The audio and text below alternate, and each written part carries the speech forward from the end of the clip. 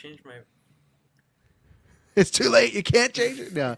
Hello, ladies and gentlemen, and welcome back to the Gimmick. Maybe our longest break ever since we've been doing the 2 a month. Obviously, when we did once a month, there was, but this was a longer break.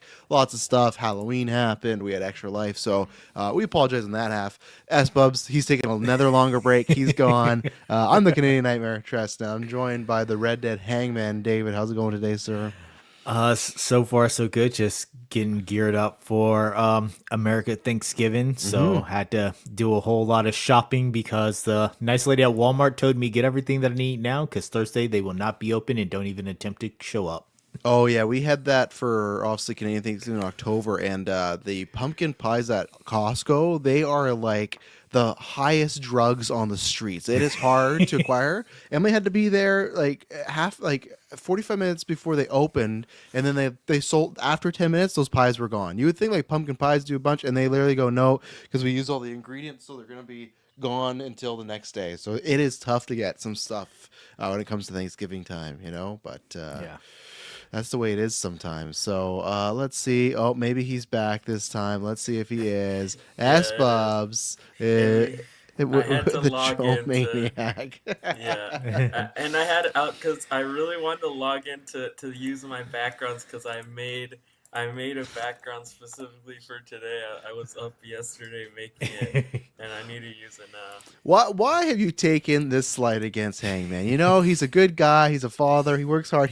Some people would call him the ace of AEW, S-Bubs. But now you've made it your mission to meme upon this man. Celebrate when a lot of AEW fans are down, which we're going to talk about after last night. And you're just rubbing in their faces with now Joe. You went from one Joe to another, or wait, no, John, I guess. But so Wait, my background's loading.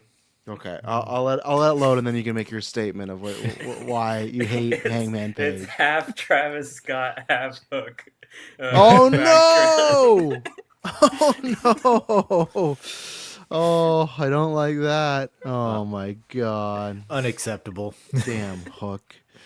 Yeah, we're gonna get there. So what we're gonna do? We'll get some slots on after. We're gonna do so it's our last draft shakeup, right? Is this our last one? For the year. For the year, yeah. Oh, so we do have one more before Rumble, right? Is that it? Yeah. Okay, so it's this for the year. So we're over the halfway hump. So obviously for WWE, we've all drafted 10 people and one jobber. We're going to go down the list and we're going to do some drops. We're going to do that first because usually on shake-up days, we like to do that first so we're not spoiling thoughts or holding anything back. So we'll do that because we're already doing WWE. We'll transition to Survivor Series predictions, and then we'll talk about full gear and maybe just not much Continental Classic, but at least what we know, maybe some early predictions and what's going on there. So yeah, that's what we're gonna be doing today. We will not this month, but next month we will be back with GMO. We're gonna get back to that. I know we got some catching up to do, so we probably have to finish the season before 26 comes out. We'll probably have a couple months where we'll do two together, but that's okay. December and especially January, February, we'll get a lot more quieter, so we'll catch up there.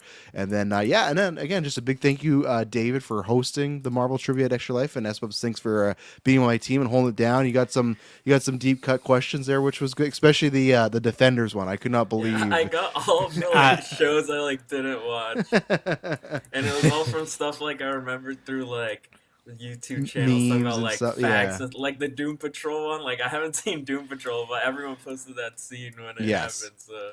And I wouldn't have, people can go back because David hosted the Marvel Trip. I would never gone on. It was what references and Defenders are there to the Avengers? David asked. I would have gone the Avengers because every single Netflix show mentions the event or whatever in New York, but I would not have gone the Abomination Hulk fight. Yeah, so. From Agents of S.H.I.E.L.D. because Agents of S.H.I.E.L.D. they would only reference the first phase yes. 1 movies. It's like they were stuck there forever. Yeah. So. But yeah, no, that was a good time. So again, thank you guys for doing that. And yeah, luckily our team, obviously not Dave, there's no collusion here because he also hosts Marvel Alliance with Chris. So it's absolutely fair.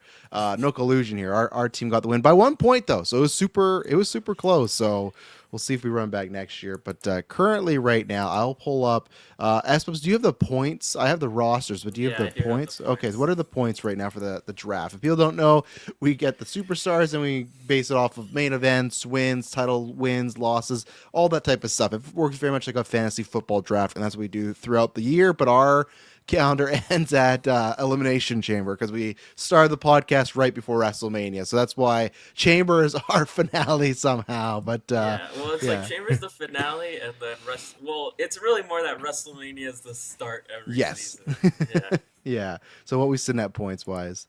Okay, so David is at 516 points. Okay. I am at 736 points. And Travis is in first place with 796 points. Okay, I got a nice little lead there. Okay, I'll take that. So, and then what we're doing today is everybody's going to drop. Well, not everybody. They don't have to, I guess. What we can do is though you can drop one of your spots and fill them. Obviously, we're going to be going in the. Is the draft order the way we have it here? Like the Espos Travis David? Is that what it is? I think it was. No, I feel like we always do by like last least person to most points. Yeah, that's fine. That's fine. We'll give David because David. We were talking about this off air, Bianca, just throughout the year, giving you the biggest goose egg of all time. Oh, that's the other person I'm dropping. Yeah, I'm making a lot of changes here today. So, David, are you? We'll let you go up first. So we'll go David, S-Bubs, and myself. David, currently, everyone announce their drops if you have them. Right. Yeah, first, we'll do so drops it's like first. Up to people to draft them. Yeah, so David currently has Cody Rhodes, Bianca Belair, Stephanie Vakir, Chelsea Green, LA Knight, Bronson Reed, Tiffany Stratton, Jay Cargill, Finn Balor, Montez Ford, and Carmelo Hayes is his jobber of the year. Who, currently in the last time tournament got a win. So, David, who are you going to be dropping from your list, if anybody? I am going to be dropping from my list Montez Ford and Bianca Belair. Sorry, the husband and wife team. Okay. You're getting dropped. And you're still keeping Carmelo as the jobber, hey? You don't worry he's going to win that last time tournament, going to beat Cena, new IC champ. He's headed for the run of his life, or they just needed an excuse not because they realized that my God, his life, yeah. we booked Bronson in this last this match over here, but we also booked him in this match over here, so we have to take him out of one of these. Yeah, no, it was. Yeah, I will get there. I was not a fan of the camp. Just let the guy pin him. Just do a roll up. Just do a classic roll up. Cody punches him, because obviously it's cheating, so he's going to get the win there. But now, between that and the 6-7, I don't know what's happening to my boy, Carmelo Hayes right now. But, and then currently, so S-Bubs has John Cena, Gunther, Penta, Io Sky, Naomi, I almost said Naomi Scott, not the actress, just Naomi, CM Punk. He has the Pink Ranger on his team. He has the Pink Ranger. Julia, Phoenix, Roxanne Perez, Nathan Frazier, and his jobber of the year right now is Solo Sikoa, who's also successfully moving forward into the last time tournament. So, S-Bubs, you making any drops there? Yeah, I think... Well, I have 3 I'm definitely going to drop, and then the others I'm sort of split on, but I'll decide by the end of my segment here. So I'm dropping Solo for sure. Mm-hmm. I'm dropping Nathan Fraser, Phoenix, and Naomi. Phoenix? I can't believe. I know people like to, always spin on Dave Meltzer, but Dave's right in this sense that Phoenix should have stayed in AEW. I know his brother's there, and they're waiting for that tag team run, but now that they're doing it in AAA, it's like he doesn't even get the Penta rub on the main roster. It's in AAA, so it's like I do think Phoenix probably should have stayed, but obviously it's 2020, right? But but okay. I have a few more. I think I'm because there's 2. It's like. You know what? I'm gonna drop Julia as well, and then I had 2 others I was half split on, but the more I think about it, I think I'm gonna keep them. Okay, there we go. Okay, so I got a lot going on injury wise. I got Seth injured. I got Liv Morgan semi still injured. I know she could come back, but it's just when is that going to come back? I don't know. And then I got Jordan Grace, who's just injured in my roster. She's not injured, but she's goddamn reports and whatnot. So, so obviously, I'm going to drop Seth for sure, because obviously if there's some chance he makes a John Cena run and return at the WrestleMania, great. If it's Rumble, then sure, then maybe I miss out and they give him the big rub, but I don't think so. I think when the amount of time Seth's been injured, they're going to take it slower, and I feel like it works better for him to return after WrestleMania. I feel like it's just mess if he comes back at Mania, but you never know. And then and Jordan Grace, yeah, I'm getting rid of her. I know she could come up, but fuck, she's going to win the TNA title 10 more times. Next week. Yeah. No, tomorrow. Yeah, tomorrow. She'll show up on Monday Okay. Night Raw. She'll beat who's the current world champion right now for the women. No, she'll be Yeah, she'll beat Maxine. Steph. Yeah, she'll beat Maxine and Stephanie. They'll do a WrestleMania 2000 when they did. I'm not sure if you ever heard or seen this match, Spubs, when it was Kurt Angle. He had the Intercontinental and the European It's title. like the 2 fall match. Yeah, he defended against Jericho and Benoit. Whoever won the first fall got the European title. Second fall, IC. That's what's going to happen. And Jordan Grace is going to win both tomorrow, and I'm going to be all salty.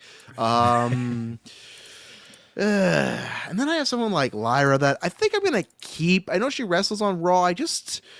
We'll talk about when we get to War Games, man. Just like the fall off of like, not I won't say her, but especially Bailey. Bailey, they're doing like this all-star women's team match, and it's just like she's nowhere to be seen. It's just kind of crazy. So I'm not picking Bailey, but Lyra I'll keep because obviously she can challenge for the IC title. They could do some other stuff around there, so I think I'll keep her for now. I'm just back and forth on Liv because it's just. Because if she's legitimately back early 2026, for me, she'll be in Rumble and she'll be in Chamber for sure, and those are two big events for me. But it's just like you never know. So I'm gonna take a gamble and I'm gonna keep her. Also, she was filming like the Mania ads and stuff, right? Yeah, and like they didn't put Bianca in that. Oh no, she's like a top star. She would be in that. Yeah. Okay. And I guess here's the other person. I'm gonna drop Austin Theory because I guess like it's a good it's not awful because he's not there winning and getting me like negative points, but he also is not getting me any points because he's not even on TV. So I'm gonna drop him right now. Maybe if no one picks him, I'll get him back again at some point. But I think I have a couple jobbers that I would prefer to have there. But yeah, Austin Theory. See you later. So, Okay, so you had Seth, Jordan, and Theory. Yeah. Right. Yeah. Okay, I dropped Frazier, Phoenix, Julia, Naomi, and Solo. Jeez, yeah. If someone really wants Solo, I guess. Of course, yeah. And then David dropped Montez and Bianca. Yeah. And did you keep Carmelo Hayes as the jobber, right? He did. Yes. Okay, so David has 2. I have 2 and a jobber, and then Espos, you have like 3 and a jobber, 2, right? 3, 4, and a jobber. Oh, so you got 5 picks. Okay, there we go. So, but David, the floor is yours. Who are you adding to your roster? You get 2 slots, so obviously you just pick your first one now. But who are you adding up to bat? My first addition is going to be Mr. Ilya Dragunov. Oh, you bastard. Okay. All right. you do that. Yeah, he's definitely not on my list at all. All right. S Bubs, who you bring up to bat? I mean, I've been saying it. Like I said, he's going to win me this draft. I'm going right away, Chris Jericho. Oh, man. Yeah, I guess because there's a good chance he could be at the Rumble. That's a free 100 points, even if he doesn't win. And that puts me ahead. Yeah, you're right. That if Jericho debut... Now, the only thing that else... Because it's an unannounced debut, right? I think it's just Legend Return. Legend Return? Okay. Yeah. So... I have it in right, yeah. Legend Return or like WWE debut, only once per person and must wrestle a match. Yeah, that worked. Oh, well, hopefully Jericho's just there for Talk is Jericho. That's my only hope now. Or like the highlight reel, right? He's joining Undertaker's podcast. He could. They're doing a whole podcast network. But special WrestleMania guest host, Chris Jericho. Yeah. Oh, man. I wish Dwayne was ready to make that that return.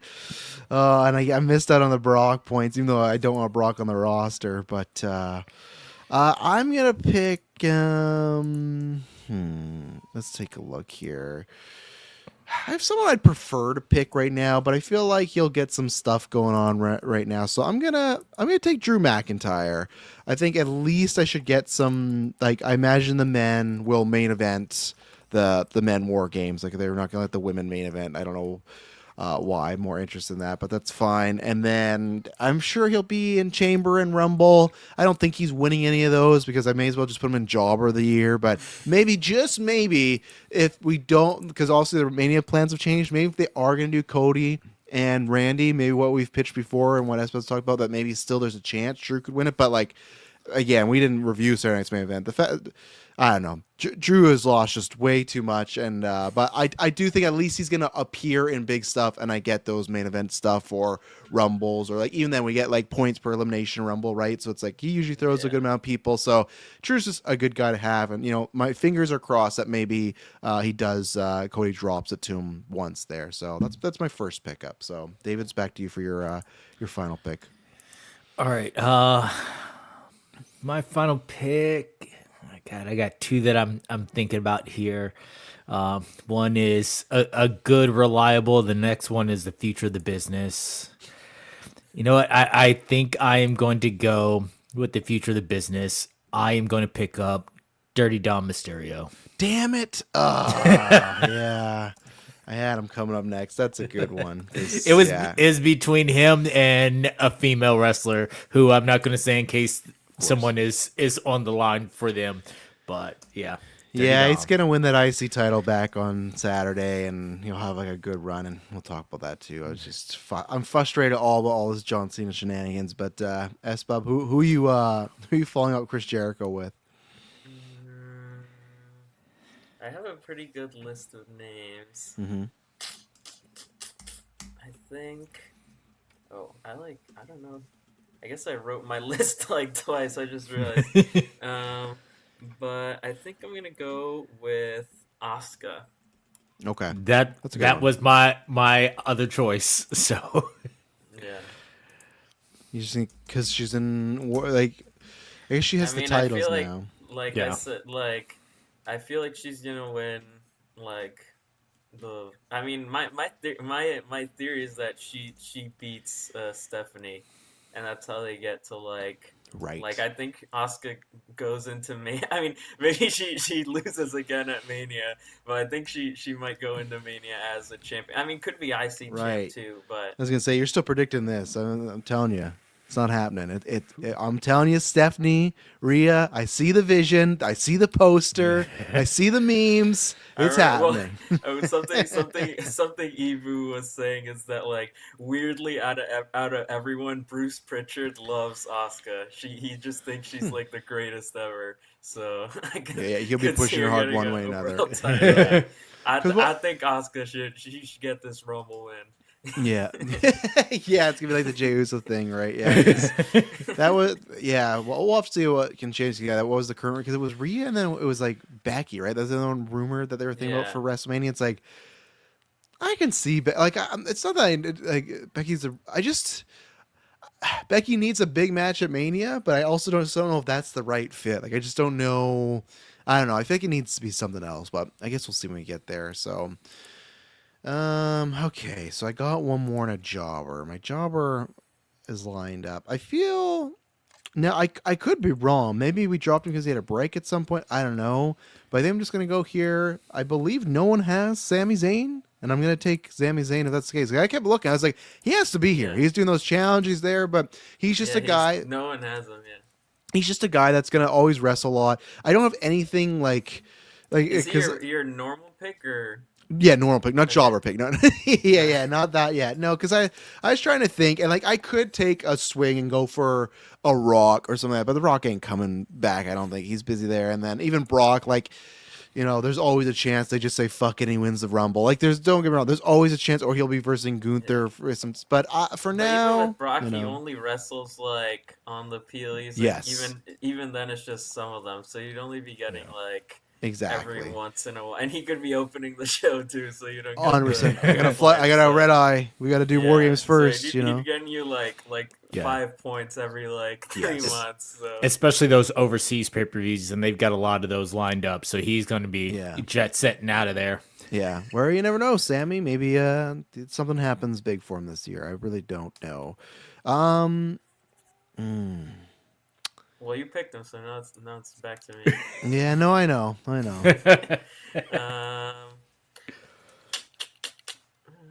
I forgot to drop somebody that I'll check after if I can drop because I forgot they're injured. So I'll check with the council.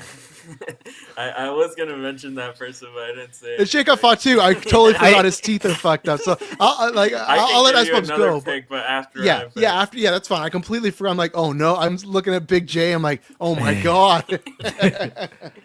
I think I'm gonna go with, he's getting his retirement run. I'm gonna go with AJ Styles. There you go. Current men's world tag team. I And I cannot mean, believe. he'll get some tag title defenses, so Yeah. that's some free points for me. Absolutely. And yeah, I still I don't know. I still would not be just fucking let him win the world heavyweight title for a month. Let him win it for like a month. I don't know. Let him win that or something. I would like to see that. So, okay, so Dave's all squared away. Okay, I'm So yeah, gonna make I'll write down that you dropped it. And okay, I can jump. get Yeah. Thank you, pick. because I completely Yeah. forgot about Fatu. I saw him before because I was like, I know I have 3 injured people, and then I saw him there. But This is like the Michin rule where Exactly. you drop someone like a Yeah. day later. yeah, yeah, it's a scout's honor. So, okay, so dropping Jacob Fatu, and I'm gonna replace him with another person in that family tree. I don't know if it's gonna pay off, but I'm gonna swing for the fences. I'm gonna get the big dog. I'm gonna get the OTC ABC 1, 2, 3 tribal chief. I'm gonna get Roman Reigns because I think there's a hot chance that he wins the Royal Rumble. I think there's a good chance. So the reason I'm picking him is I know he'll get War Games main event pay-per-view points likely coming up. I know there's a good shot he could win the Rumble and then obviously be on Chamber. I know the dude does not wrestle, but that's what I'm hoping is because there's a couple other people I could pick, but I think they'll just get me these little points. My hope is I'm picking Roman because either Chamber or Rumble, I could see him winning one of those. I think he's winning that world title. I'm really hoping, which we can probably transition to. Oh, Espo has some more picks, but I'm really hoping they just pull the bandage and do Punk and Roman 1-on-1. That's what I want. But I think Roman either way is getting some big stuff. He might not always be around. I'm sure he's going to get tsunami through a table on Raw, and then he's gone for another 3 months. But I think the big events coming up, I got a good shot of him winning one of those things. So I'm picking Roman Reigns. So. I had thought about him earlier, but the whole taking time off and, Yes. 1 month here, 3 months off type deal kind of had me like, man, do I want to risk it? It's a risk, but I have to somehow counter Jericho because Jericho's going to get 100 points. But if Roman can get me some of those big events, main events, maybe he can get up there. So big dog, don't fail me, So, I guess I got job of the year still after. Okay, Bubs, who you got I next? guess I'm gonna save my last real pick. So instead, I'll go for Jobber, and I'll go with JD McDonough. God damn it! No. Okay. You can do your next pick too, because I'm gonna need a second to look at my roster here of jobbers. Maybe Austin Theory's coming back. I had a backup Jobber pick in case you picked JD McDonough. I have the goat of jobbers who he's put in work in the past. You might remember him. I think you had him at one point. Is it Tozawa or R-Truth? It's one of those two. It's neither of those. It's neither of those. Okay. I'll keep looking.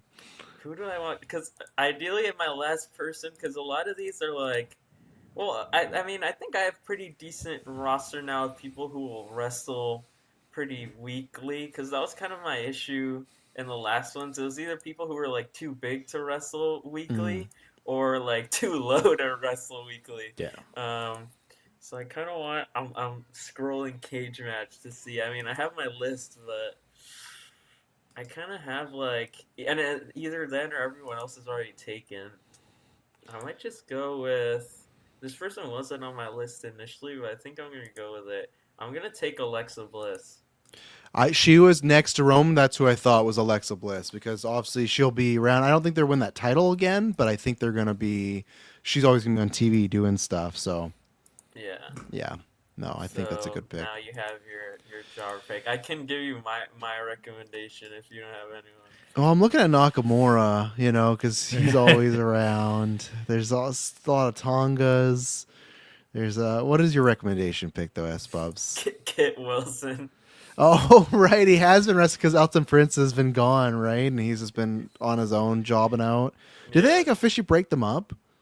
According to Kit, they're not broken up. He's just quote unquote doing his own thing right now. Just even looking at the women, who's losing lots. Could have picked Dupree, but she got the IC title, even though I know she's gonna lose it at some point here. Man, I gotta love. He was like world champion for half a year, and none of us have Damian Priest. Not even talked about Damian Priest. It's just like he's just like in the ether. He was on main event this week ahead of SmackDown.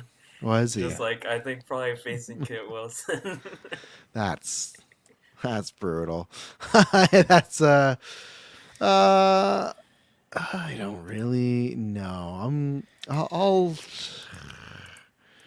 there's just a lot of people that I just I'm trying to see. I don't think I even. I'm I just don't gonna, think I you have know what? anyone from SmackDown anymore. I haven't had him in a while. I haven't had him in a while, but I feel like every time I see him lately, he is losing. I'm gonna throw up the Miz. I feel like the Miz is now just in that stage where he's doing media and he's there to take the 1, 2, 3. He had his resurgence with the R-Truth thing. That's over with. He lost to what's his face in the who beat him in the first round. In who did he? Oh, Jey Jey Uso, right? Uso. Because a much memed Yeah. about match. Like, yeah, I just think that I just don't see him winning anything when he's on TV. He's there just to lose. So, yeah, I'll take the Miz, see how he does, and go from there. So, Okay, there we so I go. can read out all the rosters. Okay, here. perfect. So I have John Cena, Gunther, Penta, Io Sky, Chris Jericho, CM Punk, Asuka, AJ Styles, Roxanne Perez, Alexa Bliss, and my jobbers JD McDonough, which Yep. I probably spelled wrong. That's fine. Um, I didn't know how to say it for like a year either. So, then Travis has Rhea, Drew, Braun, Charlotte, Jay, Becky, Liv, Roman, Sammy, Lyra, and Miz as jobber. And then David has Cody, Ilya, Stephanie, Chelsea, LA Knight, Bronson Reed, Tiffany, Jade, Finn, Dominic, and Jobbers Carmella. David has like an all SmackDown roster, and There you go. I have pretty much only people on Raw. My only fear with my roster is Chelsea Green because she's spent more time in NXT recently doing her Yeah. run with Ethan And Page. AAA. But I'm hoping that she gets some more main roster showing. But other than that, I mean I've got a good roster of people. I just need them to do something with it. well, yeah, show up too and stuff. So, Yeah. well, speaking of David's roster, we're gonna start off with Survivor Series. First match I have listed here. Oh my God, Stephanie Vaquer versus Nikki Bella for the Women's World Championship. I don't know what we're doing here. The people talk about. I thought the Nikki Bella Becky Lynch match was maybe like a wake up for WWE because it felt like Nikki Bella like took a back scene, was just like in the backstage stuff and like helped me Stephanie. So I'm like, okay, she can be there, get a pop, sell some merch, cool.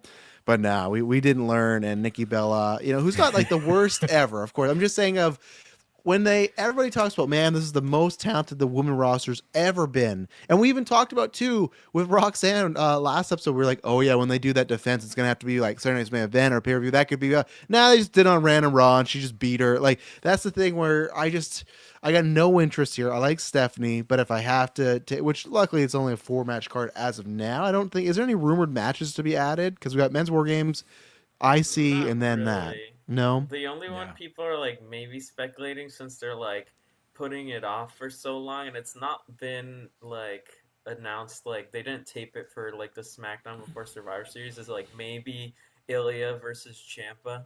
Oh yeah, That's which the one people are like, because they keep putting that one like off and off, and I was thinking like yeah. they might do it just like SmackDown before Survivor Series, but I I think saw so. like the tapings and they didn't do it. I do And, like, really Ilya, wish. I think didn't defend his title on the taping, so that might just be like a backstage segment, like at Survivor Series. He we're beats him gonna backstage. fight or something. Yeah, I They, don't know. they just did a falls count anywhere match, and the whole match was a backstage brawl. But no, I really wish they. We'll have to see the runtime, but I really wish they put that 5-man elimination tag like on the pay per view because I think that would have been a fun throwback too. You're doing the Survivor Series tag, and you got War Games. I think that would have been fun. Would have been nice pay per view points for a bunch of us too. Sammy. But I digress. Yeah, no, I guess it was to me smarter to turn Nikki heel because like she does kind of get like a mixed response. I think this match is going to be. I don't know. At bet, I think its top level could be a 3.5, but that's again at its top level. Nikki is better as a heel, so I think that could do some like advantage for this. But I don't know. Stephanie gets the win, and I think it's in a very all right type of match. Yeah, I agree. I got scared for a minute because once they start really pushing, this is Nikki's final run. I go, do not do something stupid like go, oh, we're going to give you one last run with the title. She's not one of the people that you give This would be a one prime last run of the spot for Brie title. Bella to return and interfere and Stephanie lose it. Yeah.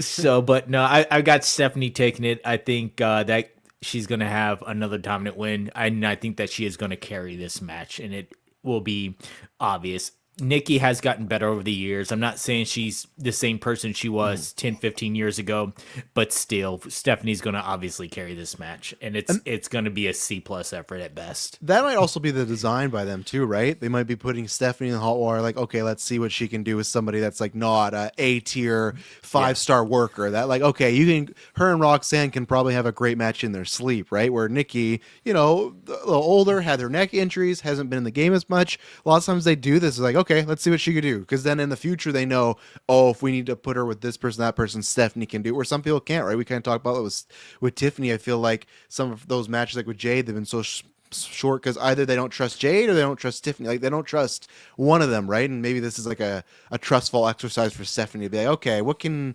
she do in this situation, But Yeah.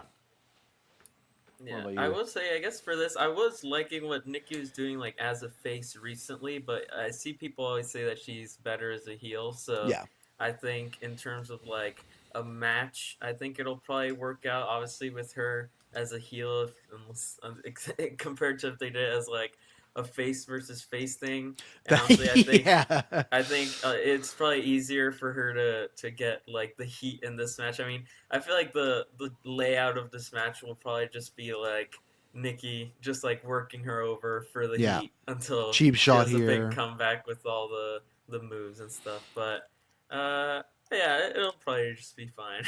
Yeah, no, I'm glad we didn't get like the Hangman Samoa Joe. They beat each other, like high five, and then turn and get the rematch. And Yeah. I do like again. I really don't know why they would care. I just feel like, and I'm not asking for this, but clearly they want to use Nikki Bella. I don't know why with the women's division they don't bring back Brie, and for the final run they just don't have them as a heel tag team or whatever. Who cares that Brian's on the desk? Like no one.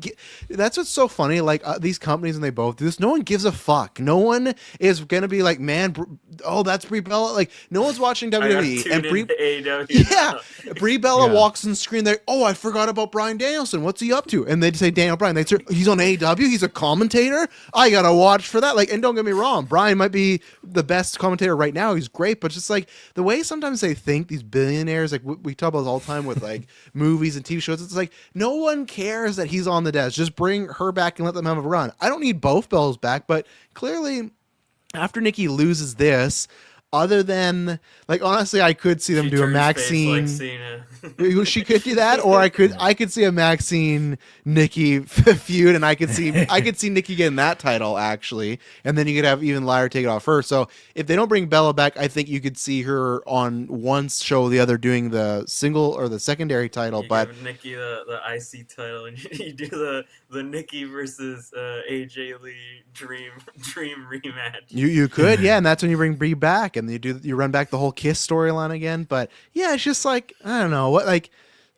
Just bring her back. Just let them do their final run together. Put them in the tag team division because right now you got Asuka and Kari, and then I imagine they're going to do a rematch with Bliss and Flair. But then after that, like, who else is there left for them to verse? Like the Kabuki Asuka Warriors. And Kari. Yeah, if they just beat Flair and Bliss, there's not many.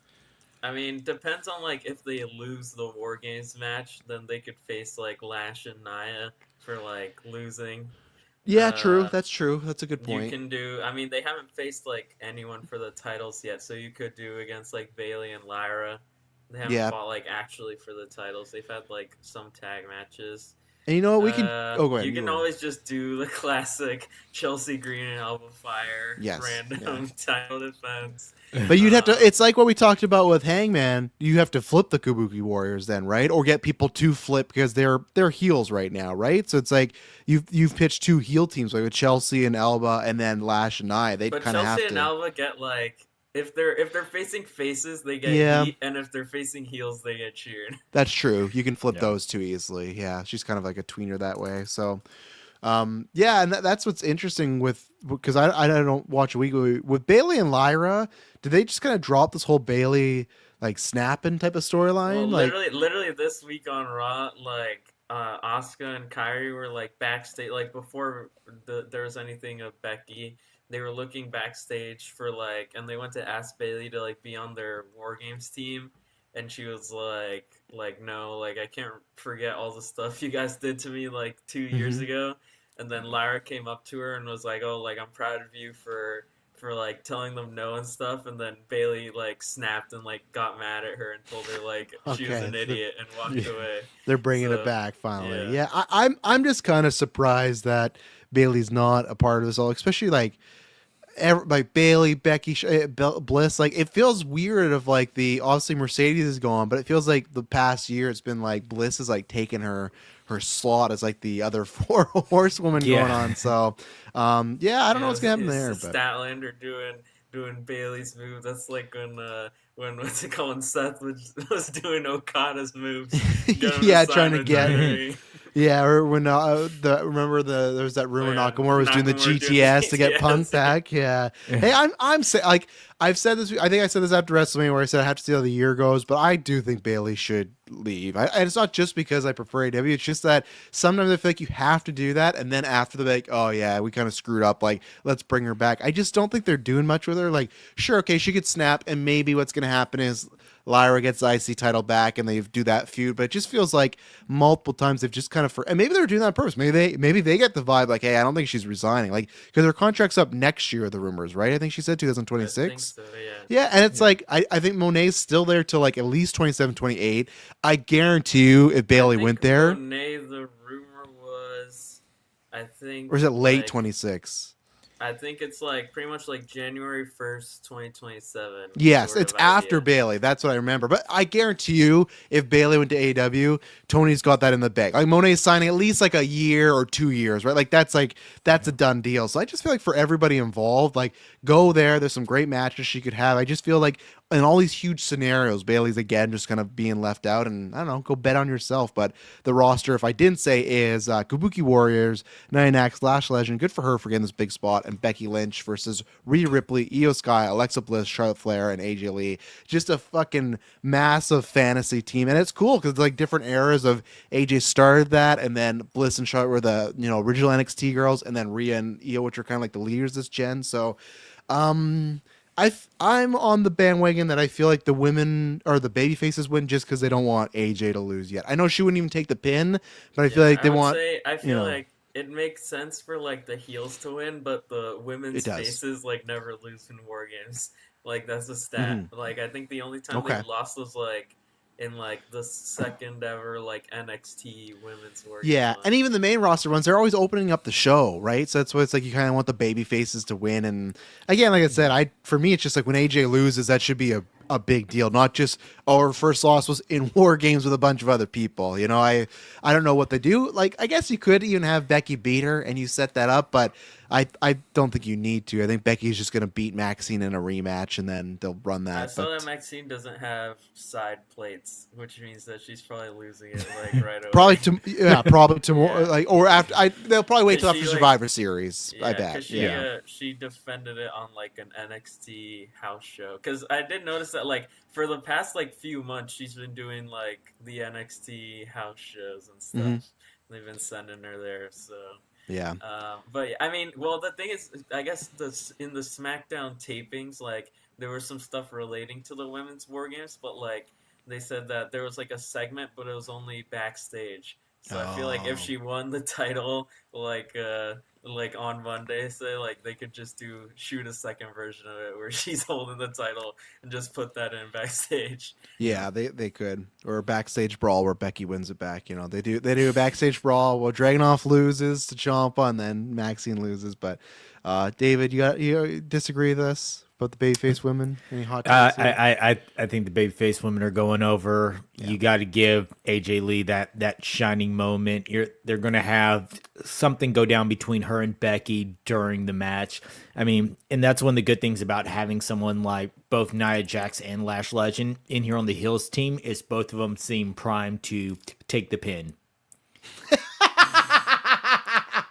It's gotta be Nia. Don't pin Lash like first big match. It's either Nia or Kari, in my opinion. Like those are the two that could take it. But Lash, I like, mean, are you you know, gonna have like Becky tap out again to AJ Lee? yeah, you could do the Moxley thing, right, where she just keeps tapping out, and you could do that. There is lots of options. I think it's just not Also, I saw Asuka. someone say that like the referee for this War Games match definitely has to be Jessica Carr. Absolutely, Yeah. yeah, and I hope Definitely. they gotta have Becky and her do a match on Raw. I'm telling you, that'd be fun, you know. Yeah, I hope Lash Legend gets like a really cool spot. I hope they don't have Nia Jax anywhere near AJ because yeah, sure, Nia's not as bad as she used to be, but please, this is AJ's second match. I do not need her I mean, being they're like. putting in there so she's the safe. She might be dangerous and other things, but she has the safest chair shots in the business. So That's true. that's Yeah. why they put her in there. Yeah, don't worry. That's gonna happen there. So, and then after this, obviously, we got Cena's Saturday Night Main Event, which I really hope that they. I don't think they've not said this, but I hope they do the same thing, the men and the women too. Like they have women like a Rhea Ripley or EO versus someone from NXT, right? So, Yeah, they didn't specify men Yeah. or women, and it sounds kind of like from what Cena says, that'd be like the first hour of the show, mhm. and then the second hour is like kind of his stuff. So Oh, like, him and I'd Big assume, Gunther going 45 minutes. Hell yeah! yeah, well, because he said like Triple H pitched him that like to do like a full I saw. 2 hour of him, and he didn't want that, which is like funny. It's like that's what people. It's like the one thing that Mhm. Triple H pitched that like the fans have been saying like no, it needs to be like 2 hours of Cena. Cena's like no, I don't want to do that. But Yeah. but yeah. So I mean, with him saying that, it'd probably only be like the first hour. I mean, I'd assume that's only like 3 or 4 matches, probably Yeah. at the very most. So I think it'd probably be. I mean, this is just skipping ahead to that one, but I mean, I assume there's probably gonna be at least one women's match. I would out hope. there. Yeah, it'd Yeah. feel weird I mean, if if the it's like Cena a thing was all showcase men. yeah, especially with it being like the NXT showcase, and they always talk about the women in Yeah. NXT and stuff. So Yeah. The reason I was just asked that too because I'm always used to old school where we had the December pay per view. We have nothing until Rumble then after this, right? Like pay per well, view there's another wise. Saturday Night Main event. Yeah, Yeah, there's but no, one more. nothing pay per view wise, right? So that's where I was just trying to Yeah. think. Obviously, they'll make those bigger, but yeah. So that's where we'll be on the way to Rumble, and that's where it's like because I was just thinking about like, oh, what's next for Rio, Ia, like all these people. But it's just like you don't have to do much because it's like I you mean, got I to fill feel like TV, they'll but probably- Rumble they'll probably is stack like the first Raw and SmackDown of the year. That's They true. like doing Yeah. that. That's true. So, but yeah, speaking of Mr. John Cena, he's defending against Dominic Mysterio in a rematch. I hate all of this. I was completely fine with like I knew what they were doing and I knew how they got themselves fucked because we talked about this. We said, okay, Cena, the rumor was him and Dom, right? And we were all like, okay, he's gonna beat Dom. They're gonna do that Grand Slam thing, and I'm all fine with that. I'm still mad there's no spinner IC belt, but I've given up. That's not happening because obviously he's gonna lose it in 2 weeks. But we were always like, oh, what's gonna happen? Because when he does this, he's gonna have the title, and then he's gonna likely face Gunther, and like Gunther being IC champion, that's kind of an odd fit, right? Feels like he's evolved. Well, they go, well, yeah, it is an odd fit, so we're gonna run it back, and he's gonna lose I to was gonna Dom. say, I noticed since Cena won the title, even in all these tournament matches, at no point did they ever mention that it would be now for the IC title. They just Yeah. kept, yeah. So it was And like, it's just- so he's losing for sure. And like and don't get me wrong, I really enjoyed the first Dom and Cena match, so I'm excited to see the second one because I like that it wasn't just a pure spam like finisher one. Which again, him and AJ, that was tons of fun too, right? But I like that. That's been a lot of the cadence of Cena's matches has been like he goes for 10 minutes, he hits an AA, and then we just get into finisher reveal, and it's like, oh man, especially when he's hitting like 4 AAs on random people, it's like I it's, felt like the, you know. the first Dom match was kind of like what I kind of expect like the classic like modern Cena matches to be, where Mhm. he's like dead on the outside like all the time and just getting like beat up, and then just does the 5 moves of doom at the Yeah, end. just a little short. Yeah, you got the TV version because in the pay per view, be like, okay, one kick out, then it's gonna go. But and I was fine then. I thought that was a really good match. Crowd was hot. They did it was in Boston, right? So like perfect moment. But the fact that the 2 follow ups have been, we did a 6-man, which I get it. They're his friends, and it's just something. Maybe they don't want him to get hurt, but it's just like, just make them do one open challenge for the old time's sake and have anybody fun walk out there, especially when Abu, and obviously it's just a rumor, he's talking about his podcast where it's like, oh, at one point they're talking about doing Cena Punk again, just as like an exhibition. It's like, man, like who, again, it's like the rebuild thing. Like, who cares if Cena loses as champ, as Punk loses? Who cares? Like, do something fun. And obviously the crowd had a fun time, but it just sucks that that's what we got. And as much as I like that match, I don't need to see like Cena and Dom again, because it's just like, I don't know, like it was good, but just like in the few amount of matches we have, that's what we get, right? So yeah, Dom's gonna win here. I'm sure that the Judgment Day will probably help him cheat. I'm sure it's gonna be good enough. This man, like when we get to the end of this is like this Cena thing has been such a mess from the beginning, obviously. And I liked the heel turn at the start, but just these last few weeks, I thought, okay, we're getting back on track with the AJ thing, and he's just wrestling random people. He's going to win the IC title, and again, it just feels like very easy layup stuff to do. But yeah, Cena taking a loss here, I imagine. Yeah, I agree. So Yeah. I think that it's going to be a fun match. I think that Cena is going to really do what he can to put over Dom and let him do a lot of those heel tactics, just continue to build that character. Because, I was watching an interview with Natalia where she was talking about Cena coming into the dungeon and how, like, at this point in his life and his career, he just wants everyone else to succeed and for the business to succeed. So I think he's going to do whatever he can to build up Dom's character going forward. So I think Cena takes a loss, Dom reclaims. And yes, I do want the points from it, but also, I just think it's what's best for Dom going forward, and it allows Cena's last match to not have to worry about being for a title or something like that, because if his last match is for a title, then that to me choreographs how the match is going to go. Let whatever the last match be what it's going to be, it stands alone. That's just Cena's last match instead. And that's what they want to be, right? They just want to be Cena's last match, not like an also winner of the IC title, So. Yeah. Any hot takes, Bub? Anything? Not really. I mean, I'm still on the top of this, skipping ahead to like Cena's last match, more on the Survivor Series match. But I feel like, I mean, my thought has been like Gunther's gonna beat him, but for some reason I just have it in my head like there's a chance that Cena wins. There's a chance. There's for sure a chance. Like they build up Gunther, like he gets all these wins, and then in the end Cena wins to just be like he is the greatest of all time, and like just retires on that note. It's like a thought I'm thinking. Yeah, especially with him losing the IC title, I feel, because it's like, oh, if he won his last match, he was still champ. Like he just vacated and they do another tournament for it or something. But I feel like him losing the title here actually makes it a higher chance of him winning his last match. Yeah, no, I think there's a chance. I think I'm like a 51-49 for Gunther winning. I still think Gunther will win, but there's always a chance the day of. They're like, no, they're going to do like what Tony did to Sting. It's like, sorry, you got to win.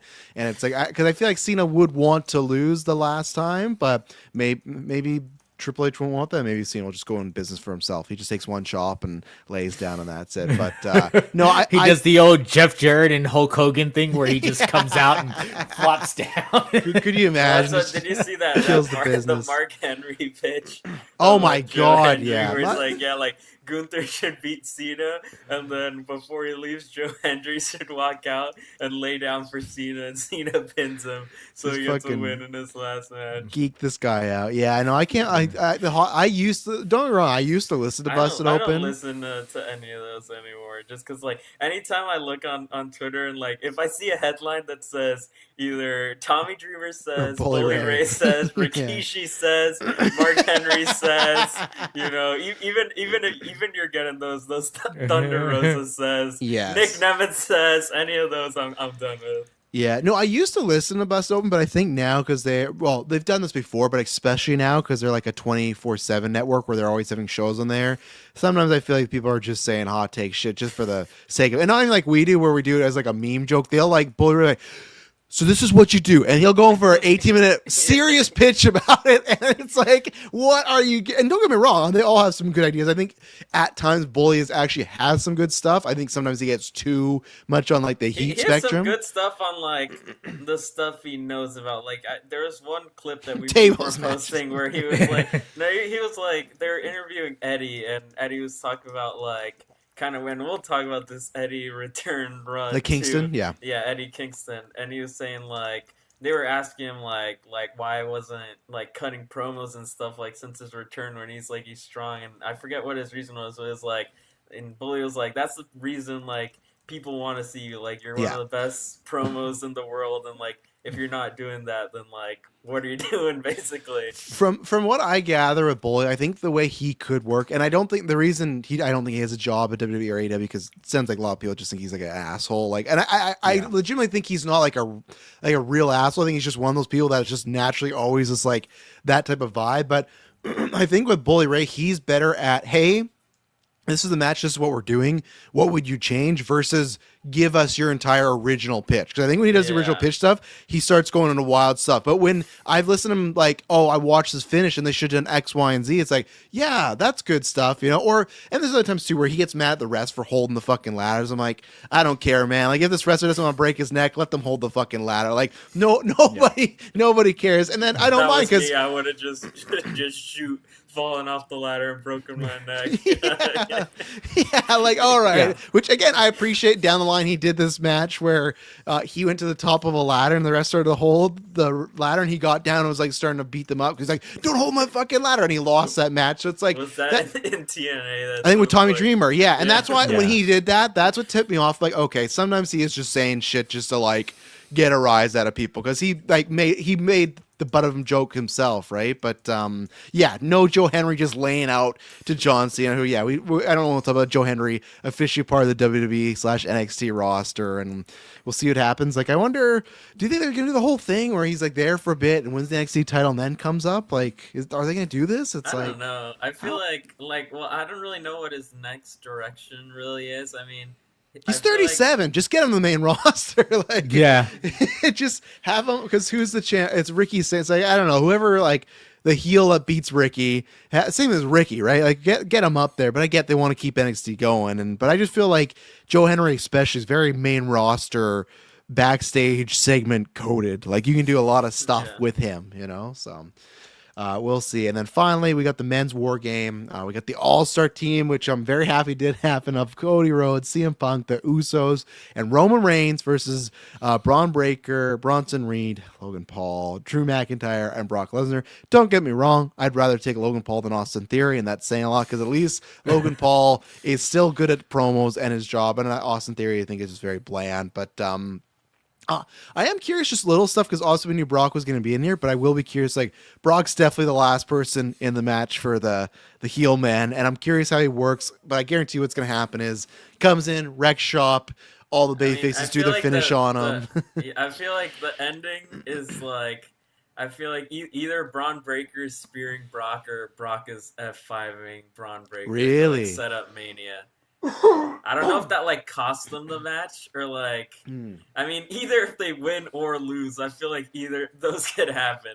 Like even if like the heels win, like one of those two could happen to like set up a Mania, because I mean that is the rumored match, and I feel like with them being in this match that might happen.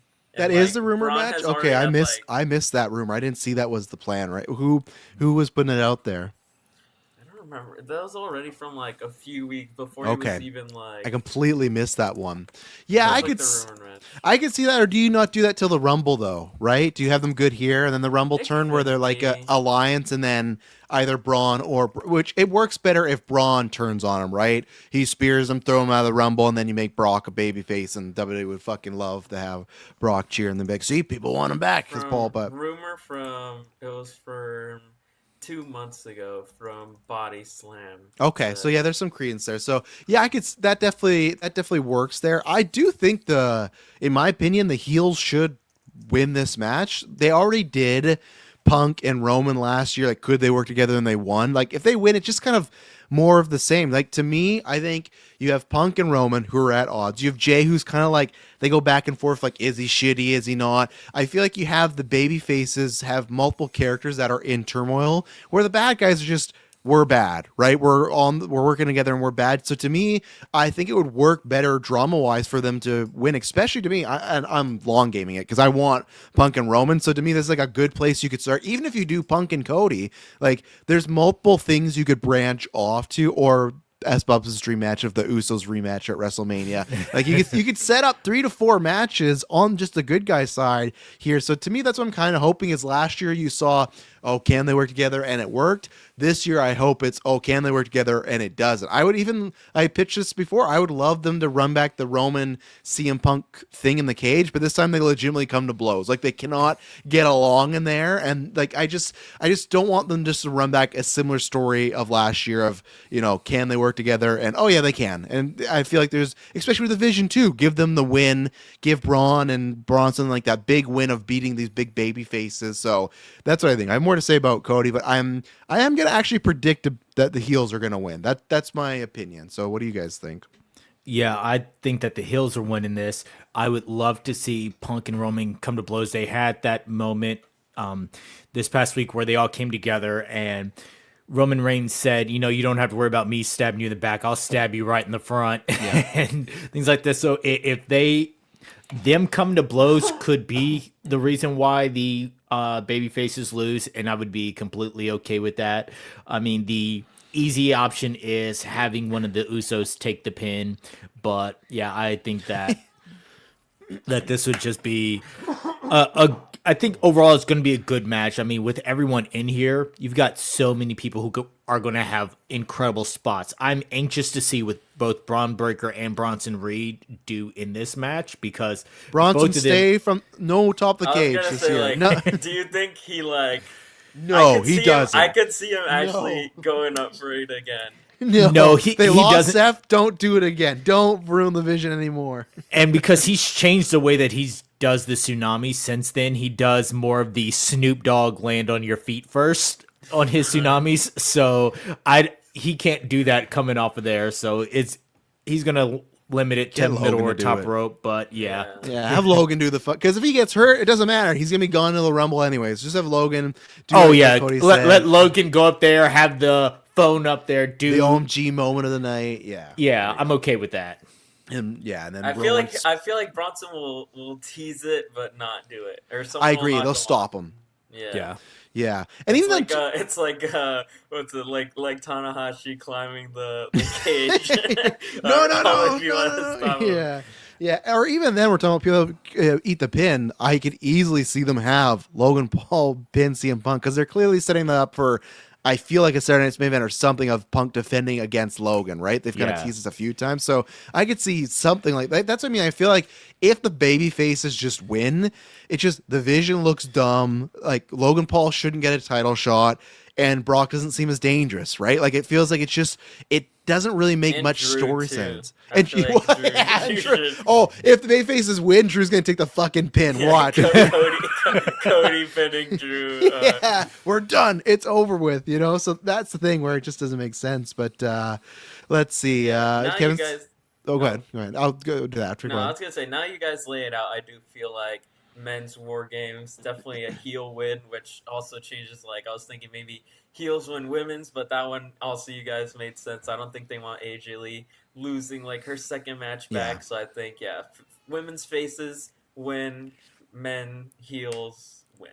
Yeah, and it's just better story-wise. Sets up a lot of stuff. Ken says, can we say the only match we care about is the men's war game? No, because AJ Lee and Rhea Ripley and Io Sky are in the women's war game. And I'm actually the women's war game to me has made more sense story-wise of the groups getting together. The men's one feels the most forced. It feels at times like a WWE universe, like Logan Paul, Drew McIntyre, Brock. Like it feels, and even then, like I know they've they haven't really explained it because I watched the ending of Raw, which I'll talk about in a second. But there's a moment where Brock, when he F5s Cody and he goes and he high fives Heyman, it's like they never explained how like they got on the same page. Like they did a year-long story of he went with Roman and they turned on him and all this stuff. But it's just like, nah, Brock and Paul, they're just cool again. You know, like the men's one feels very like we need to do a War Games match this year. Where the women's, to me, one, I like a lot of the ladies in there, but it just feels more of a natural story of for is like, okay, a bunch of people are fighting, let's get together. And I'll disagree, Ken, that I don't think Brock is going to wrestle first, unless you mean first of the night. Then if they were to switch those, if they were to have like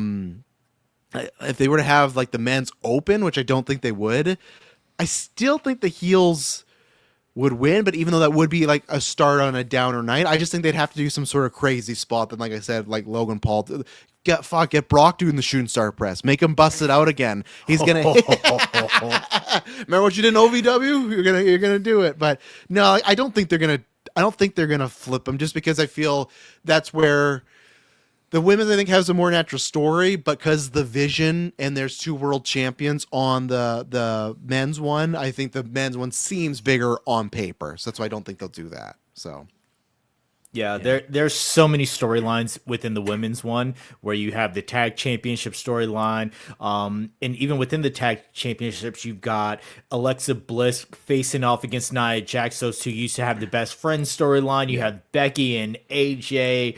You know, just Becky and Charlotte too. They can do that too, right? There's just so many built-in mini storylines in there that it's just better. And then when it comes to the Vision versus the baby faces, it's all right. Let's take the big group of bad guys versus all the baby faces that we can gather. And here's we need a War Games match. It's kind of like how people talk about Hell in a Cell. It should be a feud ender, not it's time for Hell in a Cell. And some of it's not their fault too, because like if Seth was here, that would work better too, right? Because with Seth, you had the Punk tie-in and Roman, so it's not 100% their fault because they lost the main piece of that story. But I do wish this was closer to Seth's return, because it would be hilarious for him to pull a CM Punk at the end of this and do the walkout. Yes. Yeah, and even then you could have him on the men's, like for drama and whatnot. You know, he'll never team with Roman again. But yeah, I wanted to mention I'm hoping, because I told you in the Discord, I'm hoping after this, obviously stuck on SmackDown, but man, they need to give Cody like a good story, or he needs to lose it to Drew, because luckily he cut that promo on SmackDown. It was great, but I was sitting there, I was watching, because I was gonna tune out, but I was changing diapers. So I'm like, okay, I'll just keep this on. I'll see what's happening. And so I watched. Okay, they come one by one of the heels and the baby faces, and Cody gets his pop. But I realized, like, when Brock came down and him and Cody faced off, there wasn't like a huge reception. And then when Roman came down, he got all of that, right? He got the hoopla and everything. So it's just like we've talked about before, where there's like rumored backstage politics between Roman and Cody of like trying to be the top guy. And I'm saying, as a number one Cody Rhodes fanboy, Cody, you need to watch yourself, because Roman he's gaining on you. The supposed rumor is that Roman didn't want to do the team with Cody unless they're fighting for the title at Mania. Yeah, which I'm glad that Cody, even if he lied about it or just said no, like you put him on the team, he should, because like he's trying to save us from Roman versus Jay. Oh my god, the tribal hair, you know. But like that's the thing. To me, it's like, yeah, Roman right now, the reason he gets, not the only reason, but he can get these big pops and sustain them, be, you know, kind of coming back up as the main guy, is because he does take these breaks, right? Where that's where I get still annoyed, because like Cody's there every week, and he's there every week on SmackDown, where like they don't got much for him right now. You know, where Roman, he just gets to come back and do his cool stuff. But I felt like the past few times that's happened, Cody was still neck and neck. But on Raw, and it could just be like crowds, that's why I'm going to be monitoring the situation. But on Raw, it's like, oh man, it felt like, especially with the entrances, but it felt like Cody was a step below. So I'm interested to see how Survivor Series is and the interactions and the crowd reception, because it does feel like Roman's getting that momentum to be like, you know, he wants to be QB1 again. He wants to be the guy. What I think they'll probably do is just separate them and have them on separate brands. But you know, that's something that's going to be like in real life a potential issue. Because even when Rock and Austin are great friends now, but that like, like Who's the WrestleMania true 15. needle mover? Yeah, WrestleMania 15 to 17. They said like back in those days they didn't really get along because it was just that. It was business of like, well, no, I want to be on top. No, I want to be on top, right? So I'm just saying, Cody, great job that promo on Friday. You got to keep bringing it. You got to keep the heat because I can feel that wave of momentum. And for me, it's gonna be really interesting to see what both their matches are because I actually think like I know that is a rumor that he wants to do his Jay storyline. Like I think if Roman does that Jay storyline, that will cool Roman off because I don't think that's gonna be a great story or a great match.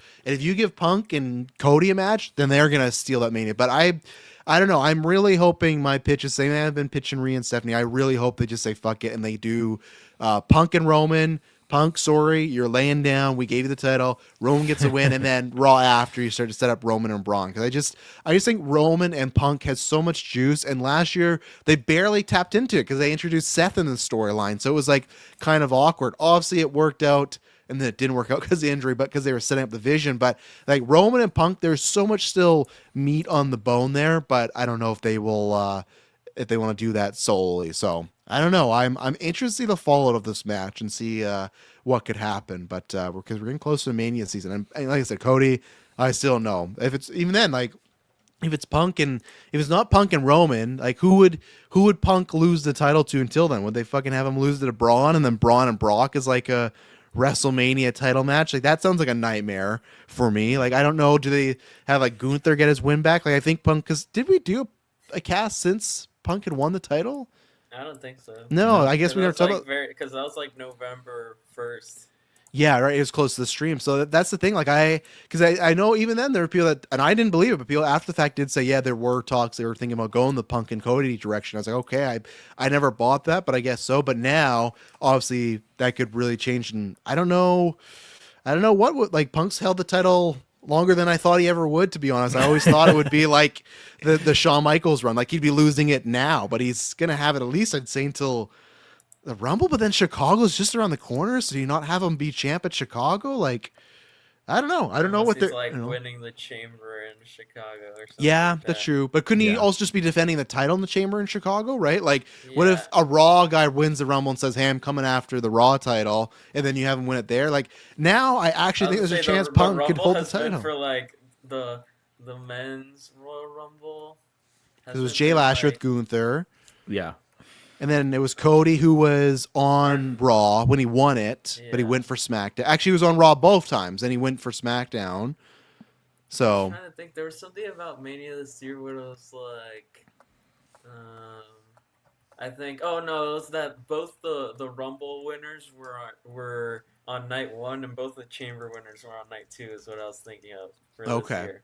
Yeah. But yeah, what do you guys feel now? Because now Punk has it. We kind of thought that would be the case, but you never know. Jey Uso, they like to strap him. I do agree with people that it is kind of funny. Like, I do feel like the crowd yeeting is dying a bit down when they do those pan outs now. It's I like, don't know, like on SmackDown, that was like okay, I didn't see he was SmackDown.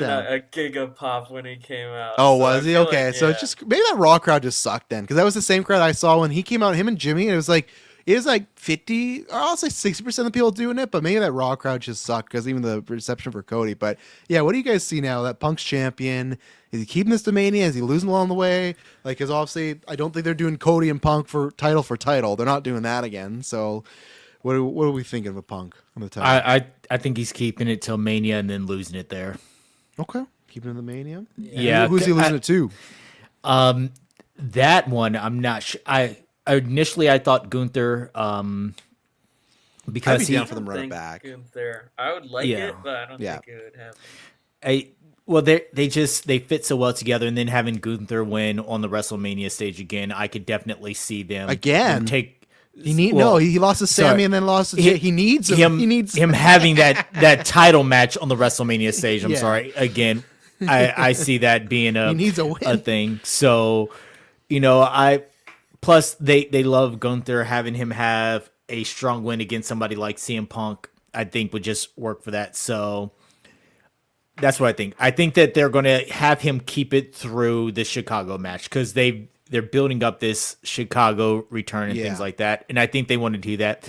And the fact that Chicago had become the unofficial second home of AEW. I think pettily they want to burn it down in Chicago and have And that. they're doing the United Center too, which Where is Punk Yeah. came back, which they right? never do. They only did Allstate Arena. Yeah, Yeah. and that's the tough thing because there's a lot of people where it's just like same thing. I'm with S Bubs. Like I would be completely fine because I loved Punk and Gunther. I'd be completely fine with them running that back. I think it'd be good for Gunther. He needs a big WrestleMania win. I don't think it'll happen, but then if that's the case, like I still like I don't know what they're doing with Gunther at Mania because I would have kinda thought feel- they I did him mean, and Brock. I feel but- like we're getting like a Gunther Ilya stare down like in the Rumble, and they're gonna do some match at WrestleMania to run it back. I guess again, I just feel like such a big step down. Like that to me should be like when Ilya is going for like the world title and Gunther's holding that. Like for the United States, like, and then what? Like Gunther wins the United States title, and then he gets to be cut the fucking bad like foreign baby 700 face. day, US Yeah. run.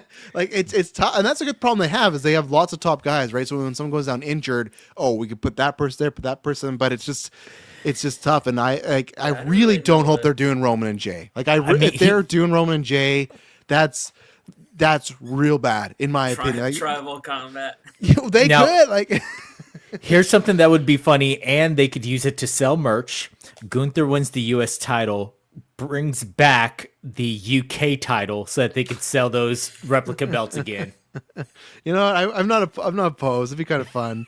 You know, you can go old school. They bring back the European title. You know, they Yeah, do 'cause- that. You know, I'm not gonna lie, that UK title belt, I used to love the look Oh, of that, The and I UK was like, title man. is an awesome looking title. great. So, but I could see him bringing that back after winning the U.S. title. okay. Bubs, what's your prediction for? I literally have. I guess I didn't say. Doing at Mania. Well, I said Gunther and Punk we're talking about now because I was gonna say I literally have nothing. I'm gonna just Hail Mary and I am gonna say that they're gonna pivot to Roman and Punk. I actually don't, but I just don't have any other route they could go. So that's what I'm gonna say that they're gonna wake up and be like, you know what, let's just do this and Punk will agree to do business. But what's your Yeah, I prediction? mean, Gunther, feel I don't like know.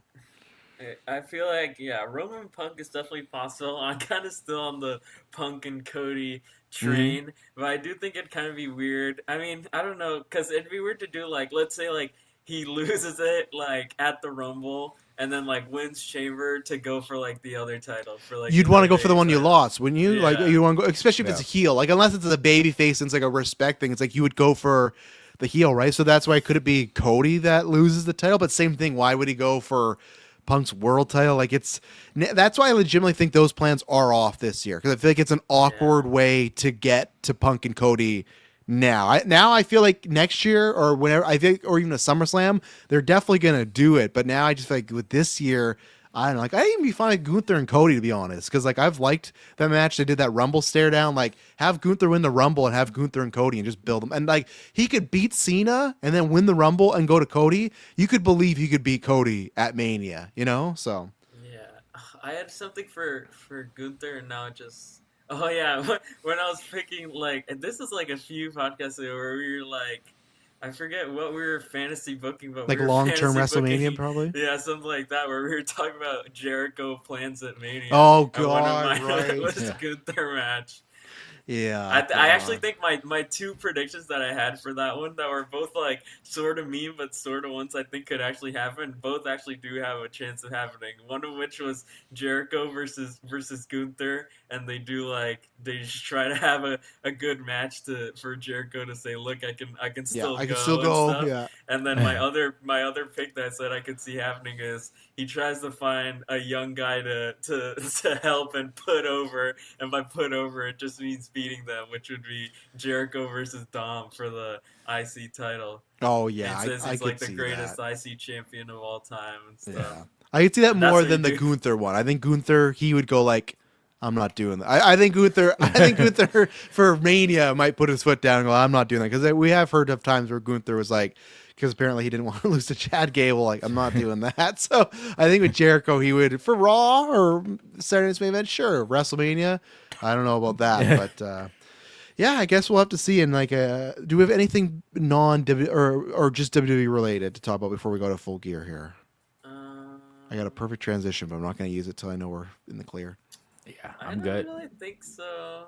Okay. If it comes back up, we'll circle back. But, just to do, because just on Instagram, Bailey has posted this photo of her and Chris Statlander together. Listen to my pitch, also because she did the Bailey belly, but good way to transition that. I saw on Twitter also she posted like a photo or something like right as the move happened.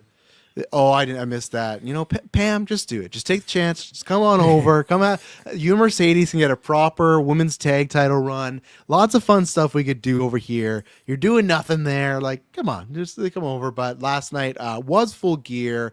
I saw every match but the women's whatever, because last night we were filming GeekVerse, so I had to watch half last night, the back half, and then this morning I didn't have time to watch the 4 teams winning together, so I don't know what happened there, but watched the rest of the card there. And they also did the full thing again where they had the pre-show match go over. It's like, you can do that again, but don't do that right after you just did it. It feels. Yeah, I'm not a fan of doing that, running that back to back. Yeah, one-offs here and there, maybe doing it once a year, okay, but let's not have that be the thing of, oh, you have to tune in because it's gonna bleed up. No, can we just?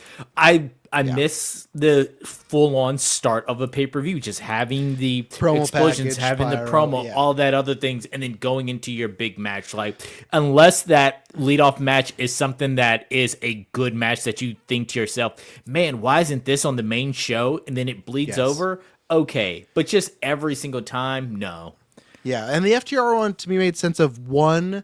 They're kind of setting up FTR to be the tag champions, which we'll talk about. So it's okay, get them on the main card technically. And to me, that was just fun. Where now, if you do it, you start to get into okay, I'm worried that's going to be talking about TK's things that he likes to spam. And I'm worried that's going to be something now oh, we got to make sure. Because I can see the pitch of, oh, people might buy it to see the end result. But I don't think they're seeing the end result of the CMLL 6-man tag. And the difference too with the FTR versus Jet Speed, that was for nothing, but the match was great. So it was really, it was okay, I do want to finish this. Where the CML, it was fine all, but Kevin is right. If you're a vampire, drink blood. Last night was for you, and that goes into actually one of my cons of this, where I thought this was a good show. I would have to look.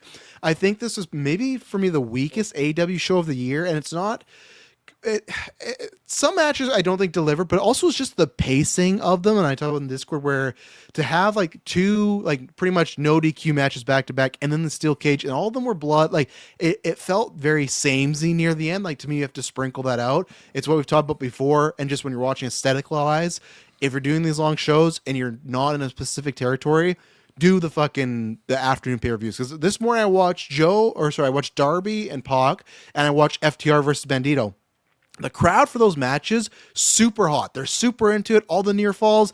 The last 3 matches of this event, you could think they're not any main event matches at all. It is very quiet. Of course, there's some big spots they still cheering, but it's throughout, it takes a while. So that really felt it. But I just felt the pacing was a little bit off with the show. So I still had a good time, but I think it just... There was, like I said, the pacing, the booking of it, the match order, and just certain things we talked about before don't have to be I like seeing all the women, but I'd rather just let them do their semifinals on this match. Kick a couple other match, instead of doing the 4-way women's tag, you could have just done one of the semifinals matches here.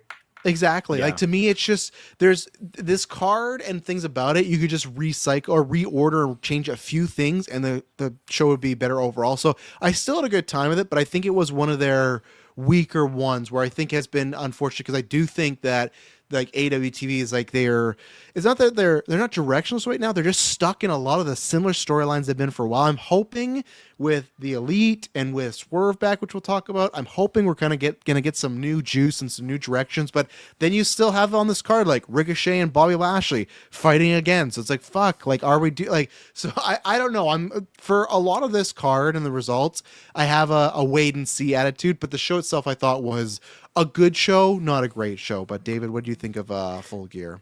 I think the same thing. I think it started off strong. Honestly, the opening match was my favorite of the matches, and I think a lot of that has to do with as the final matches got going with all the blood, with everything else, it started to feel very repetitive.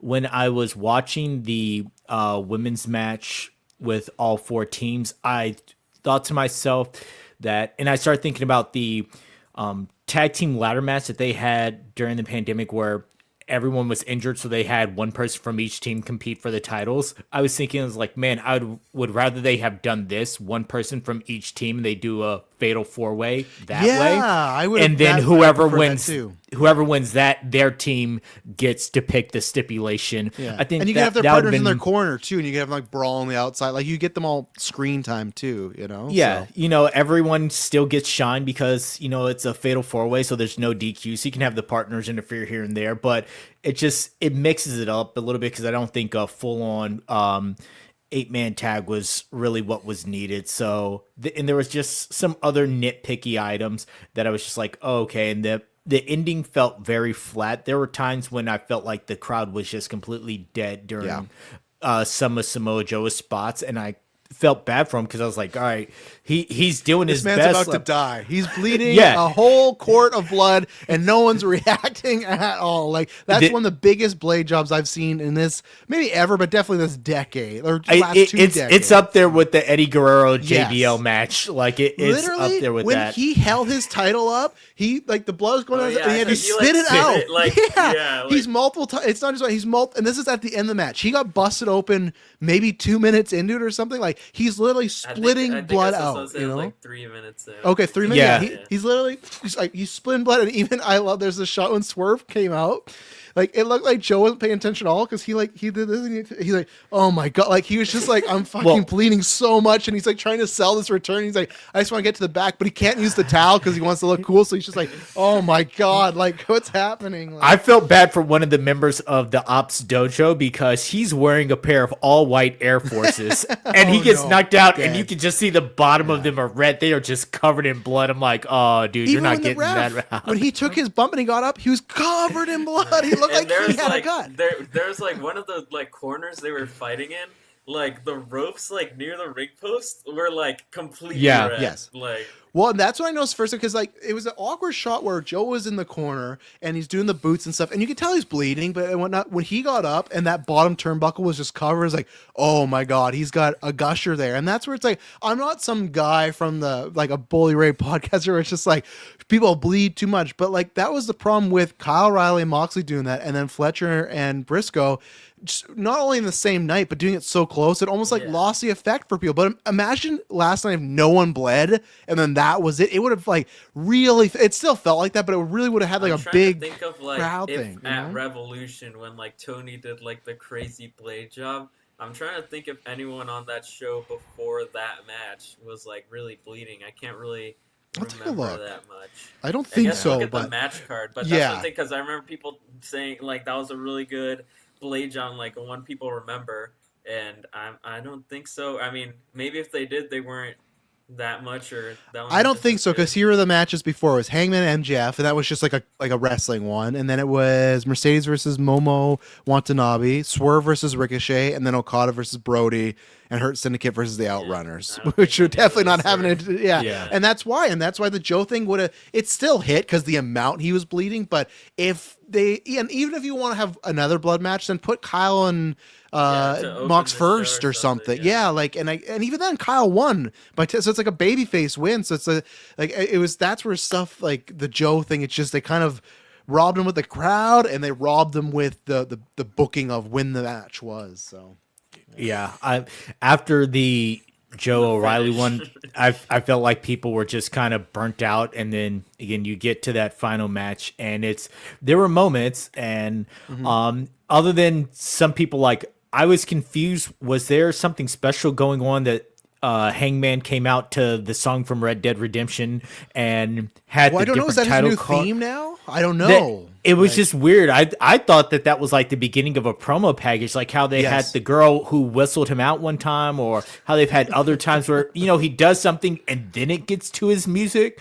Yeah. I'm like, he just changed back to his his babyface theme music, and now you have him coming out to the music from Red Dead. I'm like, okay, is it because his title? He's losing his title.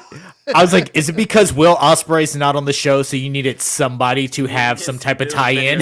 Sponsorship, I did like the stage though. The stage, because when he came out and it was like a triangle stage, and when he walked by, I did actually like the cube. Was there any major like DC like Nope. cosplays or anyone? No. No. It was So weird. Megan Bain and Penelope did Harley and they had but Poison they've been doing Ivy. that before. They've done that before. They did that for the Halloween episode. Yeah. So it's like, that but was they've been having the DC sponsorship across the side rails for the last couple of weeks. Yeah, you're right. It's supposed to be because I remember like they were specifically like every time like Shivani would like read it was like Full Gear presented by DC, like it was like, and like the logo like on the stage it had like the big DC logo and everything. So I was just surprised, like it's unrelated from anything we were talking about. Someone would do and Ricochet has that Nightwing gear. Like there were so many options, but to use that gear because that gear I don't like that gear.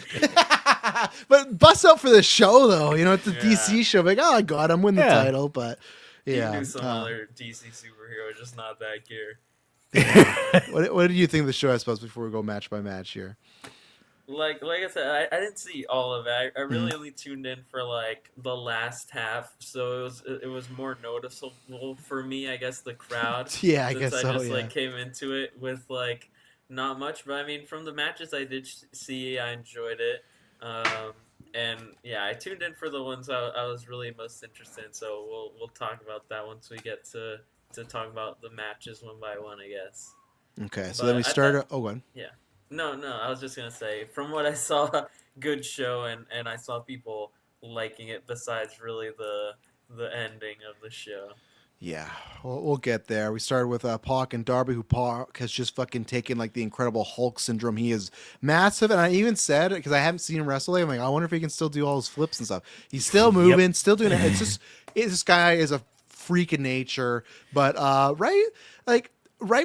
really liked this match. I thought it was great. I think Darby is his best when either he's in weapons or he's versing a really big dude. Go watch him and Joe on Dynamite one year. That was incredible. And now Pac is a big dude, even though he's like a cruiser, weight. He's like a big dude now. The only thing I would change is I don't think he needed any interference to beat Darby. He's recovering from burns. Great spot where he takes off the bandages, and I think they were like some gimmicked fake welts, but they had welts on Darby's arm, and he starts to snake bite it. It's like, oh, that they made Pac so evil, and I was like, you don't need it's fine if Darby loses because he's recovering from second degree burns here, but of course, I suppose Boy Yuta came in, interfered, and then he used the bat. But I love the entrance. I love Darby in the hospital. I love when he came down with the big jacket covering his burns and everything. Very good. Darby is obviously I'm glad they didn't do it all in, but Darby is given that energy. You could strap him with the world title soon. I think they're gonna in the next year or so. I guess that depends on Ospreay, but even then you can give him a McFoley run. But I've had this thing too, this Hangman reign was just to give it to the fans before they get back to the real plans. pretty much maybe, but I don't know which way they're gonna go. If they're gonna with Moxley, because we all know, and we'll get there, Moxley's getting kicked out very soon. He's tapped out for the third time in a month, and even did then you see the backstage promo that I did, and even on in the video on the pay-per-view last night when Moxley left to the crowd, they just had this shot of Claudio and Garcia staring at each other for 10 seconds, and it's okay, they're gonna mafia him out. But my question is just who's the leader? And I think they're gonna give it to Claudio, but I would prefer Pac, to be honest, because I think he's more vicious and he's a better promo than Claudio. This side, 4 rings, 1 corner. You've seen that pipe bomb before, right? I suppose. Yeah, it was the worst. You could tell they were giving him a shot, go say what you want, and he flubbed his lines. And as a Claudio, big homer for Cesaro, I was like, oh no, you lost, and then he jobbed out to Bad News Barrett. But I kind of would prefer Pac to be the leader. They might not do a leader. They might just do a group thing. Fuck, they may make Marina the leader, which would be cool because she's been also doing great stuff lately too. But I it wasn't my favorite match, David, but I think it was my second favorite. I loved this one a lot. It was a good real opener for the pay-per-view. But yeah, I like some spots in here, like the Darby drop kick to the outside to the seated. Oh Pac my god! Seated. Bad bump for everybody. Bad bump for in a good way, but Darby's just landing on his ass in the concrete. Pac's taking all the momentum. Thank God he's jacked to the gills. But oh my god. The Braun Breaker style lariat from Pac when he's back and forth and it just hits with that lariat, man, and then that shot with the bat at the end. I mean, he took Darby's head off with that, and I was just Yeah, this was pretty good. So I like the match overall, and I think again the fact that it wasn't all blood, like they just went out there and just went for it, is what solidifies it as my favorite of the night. Yeah, Pac came off as a nasty heel, and there was no blood. He just came off as like a big bully, and he was just like, "I'm gonna hurt this guy before I beat him," and he did. Obviously, he's still cheap, but like that's what it felt like. I at times didn't even feel like he was trying to win the match. Just felt like I'm gonna injure this guy more, and he didn't even need blood. It was Now- a couple bandages got the job done. You know, I could have gone without the Wheeler Yuta spot. I could go without Wheeler Yuta, period. But oh, it just oh my god. I'll defend him a little, not today, but a little. he's just a sniveling guy who runs in there and just looks agree like now, a weasel, and that's his role now. But other than that, no, they had a great match with a lot of great spots, and like they truly went for it. And I was like, all right, cool. David, anything on the 4-way tag match with the women? We didn't see it, so Yeah, so I will say this: the entrances really they let some pay-per-views they don't, and some shows with WWE they don't let the entrances really breathe. Like they rush, and they may let like one entrance really shine, but they don't let all of them. For this, I was glad that they let all these participants have their entrances and have their fun with it. Every woman in this did get a chance to shine, but like I said, I wish it would have just been one from each team. Then you could have had your partner out there, but just one for each team. Fatal 4-way to see who gets it. Now my favorite spot though was Megan Bayne does this pressing drop, and she drops her opponent onto Marina, who's lying on the ground waiting to receive, and drops her into a sleeper. And I was like, that was pretty dope. But other than that, it was just like, all right, the women got their shine. Toni Storm wins. Cool match, but nothing to really write home about, and that was it. yeah. No, Megan Bayne, they got something special there. I can't remember when her contract. I know she signed recently, but they got to be careful with her. I think the thing with her is like she was signed for like a full year and a half or something, and they didn't use her at all. So I don't really know when her contract is. Yeah. They gotta be careful. I just feel like WWE would snipe that one because she's got a lot of talent. I actually have my prediction. I feel like she's gonna beat Chris for the world title. I think that's whenever they do that. I think that's the message there. And her Marina, like, I don't want Penelope Ford to be out of this because she got injured. That sucks. She should have been there. But Megan Bay and Marina have actually worked quite well together as a team. And even Marina, she's like really finally coming into her own here because for a while she was, I'll say very. Like she was fine, but like, and even then, it's just the character amount. But after that, we had my favorite match tonight, FTR, and I'm a mark for my losers, Bro Dito, Tony Khan, you bastard. You better, this better not be the end of it. This better not be like, oh, that was fun, and we never return this again. I still will stand by. I don't think Edge and Christian and FTR need the titles. They pile droved Edge's wife. They don't also need, we're coming for you and those tag titles. Like, I know what, I can hear the promo already. Like, and you know how I can hurt you the most is by taking those like, I know what they're gonna. And you're getting a TLC match too. Please don't put them in that. Gonna do it for I sure. know they're gonna. I thought about the last night. I was like, please don't do them in TLC. Don't make them be, because Edge is gonna go fucking crazy and he's gonna do something he shouldn't. They're gonna do the hanging from the ladder spot, and he's gonna go for it. God, don't. He broke his ankle. It's like the Bronson Reed thing. Don't do it again. But this match for me was great. I love Bro Dito so much. They like that's the awards tag team we're like, you fucking know I'm picking. Like the last night was so good. The drama, the attention, their combo moves. Like I just love them so much. And FTR, when they're put in the position where they, you know, they're not with the Outrunners, they're just doing some comedy stuff. Like they are probably still the best tag. I'll say they're the best tag team of like the last decade. They are up there with the greats. So this was fantastic. They already had a really good match before, but they got longer time here. And yeah, I hope there's a history where Edge and Christian beat FTR and Bro Dito beat Edge and Christian. Like I do not want this to be done. I feel like for the first time since Aleister Black or Malachi Black left, like Brody King's felt like a like important to the show, not just like, oh, he's really dangerous, and then he jobs to every fucking guy on the roster. And Bandito, it's great that he's ROH champion, but not enough people are watching ROH to like know that run. I feel like he needs to drop that RH title, and like if they do break up Brodito, like he needs to be going for like the world title. Like I agree. ROH is like a anchor to these people. But yeah, that was my match of the night was Brody and FTR. I just love this, and I'm gonna be very sad if like next week on Dynamite, Bandito eats like a fucking clothesline from Brody King, and they're doing like Brody King versus Bandito for the ROH title. I could see them doing that. I really don't want them to. Like the juice is not there. You get one match, cool. The juice is in. Make Brodito a long-term tag team. They can do singles stuff, but no, I thought this was great. But yeah, I guess we're maybe at World's End. I guess FTR, Edge and Christian titles, and I get it. You want them to have the lineage. I'm not opposed to them. When's the next show in Canada? That's when they'll do it. Can't do it in Toronto, I guess. You can't do it. You can't do it there. But yeah, Dave, what do you think of this one? I thought it was a good match. I really liked Stokely's entrance beforehand with a nod to the movie Belly with the entrance, and I was like, okay, but then just for FTR to come out like normal, I thought it was going to be a full entrance. Nope, it was just a moment for Stokely to shine, which I like. Did you see when Stokely didn't catch Brody too? That was real bad. There's a lot of that last night where he's doing a spot where Cash is on, or it's Dax, he's outside. Brody is going to do the suicide dive. So the spot is Stokely's going to push Dax, so he takes the hit. He pushed him so much that when Brody went, it was just nothing but floor. He still sold like he hit him, but he took one too many steps, and poor Brody just landed right on the fucking concrete. I was like, oh my god. And so I don't forget, fucking Luchasaurus did that to Nick Jackson later on in the night, where Nick Jackson did like the flip. From people who were at the show, I saw multiple people saying like the crowd was already like getting tired, but like Nick Jackson, like that bump was like. It like silenced the crowd. Oh, really?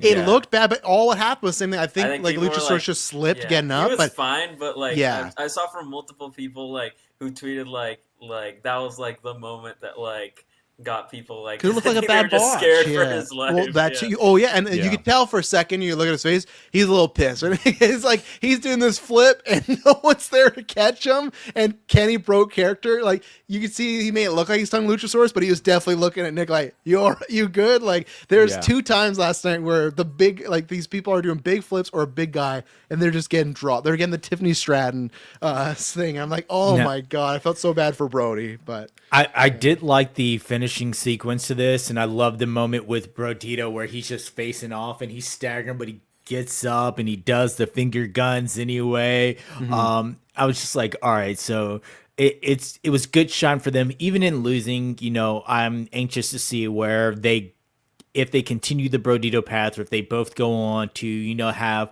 a singles run but still look good. Because, like I said, even though they lost the championships, they looked amazing in this match. Yeah, they did. And like I said, they found lightning in a bottle here. So just keep it up, keep doing it. So we'll see. Next we have, and this was a match. We had the gauntlet. We had Ricochet winning here the national championship. I'm all negative on this one for the most part because I saw on Twitter a lot of people like this is the best one. I cannot be on that thing. I did not like the opening of Shelton and Bobby just like pretending to chain wrestle for 2 minutes till someone came in. I hate Ricochet as a winner for what they've been doing with it lately because I've said this before. They made him look like an idiot, but then they did this like psycho loser gimmick. That was cool.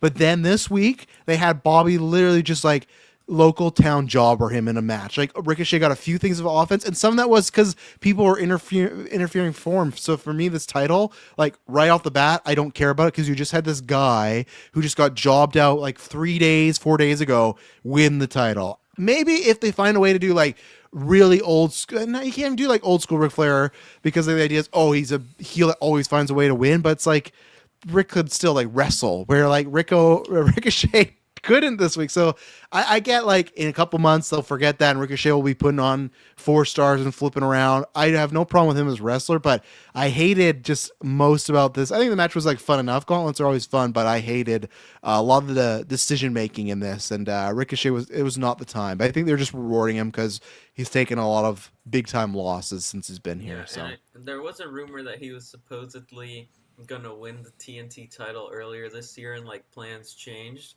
So this might just be plans change, pal. yeah. Yeah. Yeah, this I have in my notes for this match that it was a wasted opportunity to start off with Bobby and Shelton because I feel like they could have had more wrestling moments. They locked up a little bit, did some freestyle wrestling, then they would back up, and it was just like a real waste of time.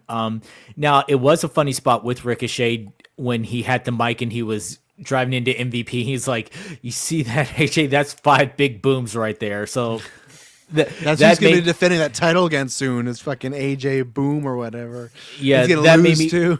me laugh. The attempted suicide dive to the outside where he gets uppercutted by Claudio. I was like, God damn. But I don't think that for this being the first time that this belt is being presented to somebody, having it in this style of match, I don't think was the best style to anoint somebody. Now, if there was a situation where someone got injured and we had a vacated championship, or you were doing this for the right to face off for the inaugural championship, okay, but for this to be the crowning moment and then have it as a just slide in, roll up, steal the match type deal, I don't know. I really didn't fit for me.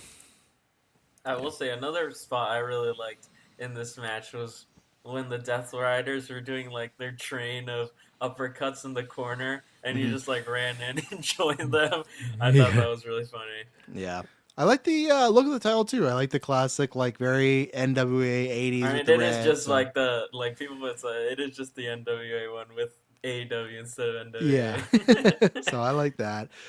We had Kyle O'Reilly versus John Moxley. John Moxley tapped again. Thought this was good, but again, I would have had this somewhere else or just a straight match because we were getting weapons and blood later. Just became a fork match pretty much. And yeah, it was.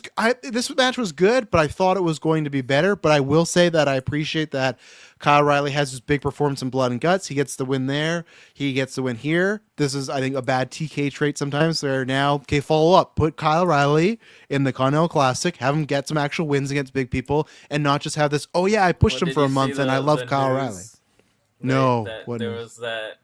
I think on the presser, Tony said that Kyle was like injured and not going to be in the C2. Fucking Christ! I guess again, I won't blame them there because if he's injured, then that happens. But that sucks because it feels like Kyle O'Reilly, since he's been in the AEW, been super lost. It felt like when they did the Undisputed Era, that was going to be the moment where we can get them back, like heat them up. That didn't really work, and Adam Cole's injured, so it felt like for the first time ever, he finally was getting momentum. So that really sucks. But I thought this was like a good, classic Moxley beat him up type of thing. This was more about we need Moxley to lose again, and I thought there was a great shot of when he tapped out. They just zoomed out, and you could see Marina on the outside just looking so disappointed by him. Like, I think they're doing this stuff, the story stuff, well. I'll say maybe it didn't even need to be as long either. This is 20 minutes. Let them have 15. Like, I appreciate it for the storytelling aspect of where we're going. Just didn't need the blood, didn't need how long. Just that's it. But yeah, that's what I thought. I had some of the same notes. My favorite spot was the arm in the chair spot because that looked just amazing. Like, okay, you guys are really going for it. My biggest complaint was that for the card overall, 3 of the final 4 matches are all bloody matches, and I'm like, again, we don't need it overused so often. It takes away from it. And then Mox tapping again. Marina looking just disheveled, and then when she goes to help him walk out, she's giving him just like the biggest side eye. Like, you could tell she's just frustrated. I did wonder that if because he gave him kind of the nod and then he went to go walk out, if maybe they signaled that Kyle was injured, so they called an audible to have them go back in and beat them up some more to take him out since he was injured, change the plans that way. Yeah, it was odd. Because, it was weird the way that it happened with, all right, he's doing his celebration, Mox is walking away, then all of a sudden they just change and, okay, everyone rush it out now. Especially because the idea is going to be like they're going to take out Moxley, he's going to come back as a baby, right? So it would make more sense for him to be like, oh, you beat me and show some respect versus you beat me and then like beat him up again. Like we're in the middle of turning you, big dog. Like you don't need to be doing heel stuff unless they're gonna make like the Death Riders the baby face and Moxley a heel, which I don't think they're gonna do. I think Moxley will, like when he comes back, actually be fired up as a baby face and crowd will want to be cheering him again. But it was a little odd. So I suppose, have you seen this, or is this when do you start taking over? I started watching I watched the Casino Gauntlet, Mhm. and then I watched Mercedes and Chris, and then the main event. Okay, perfect. So Oh, we'll yeah. break down these other two. Briscoe and Fletcher, really good, like good match, good hard hitting match again. 25 minutes, I do didn't want need to to watch be this as one. long. I saw some good clips here.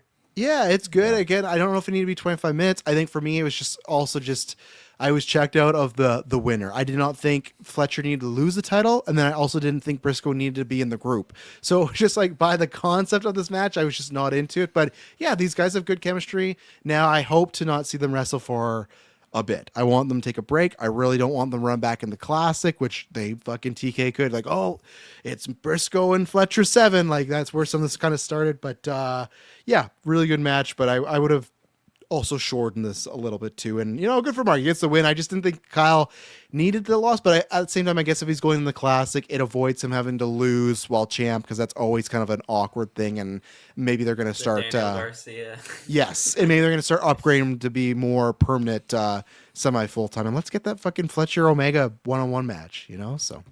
Yeah, I felt like this match could have been cut in half time-wise. I felt like it did drag a little bit too long. I pretty much knew the minute they put the stipulation on it how it was going to end.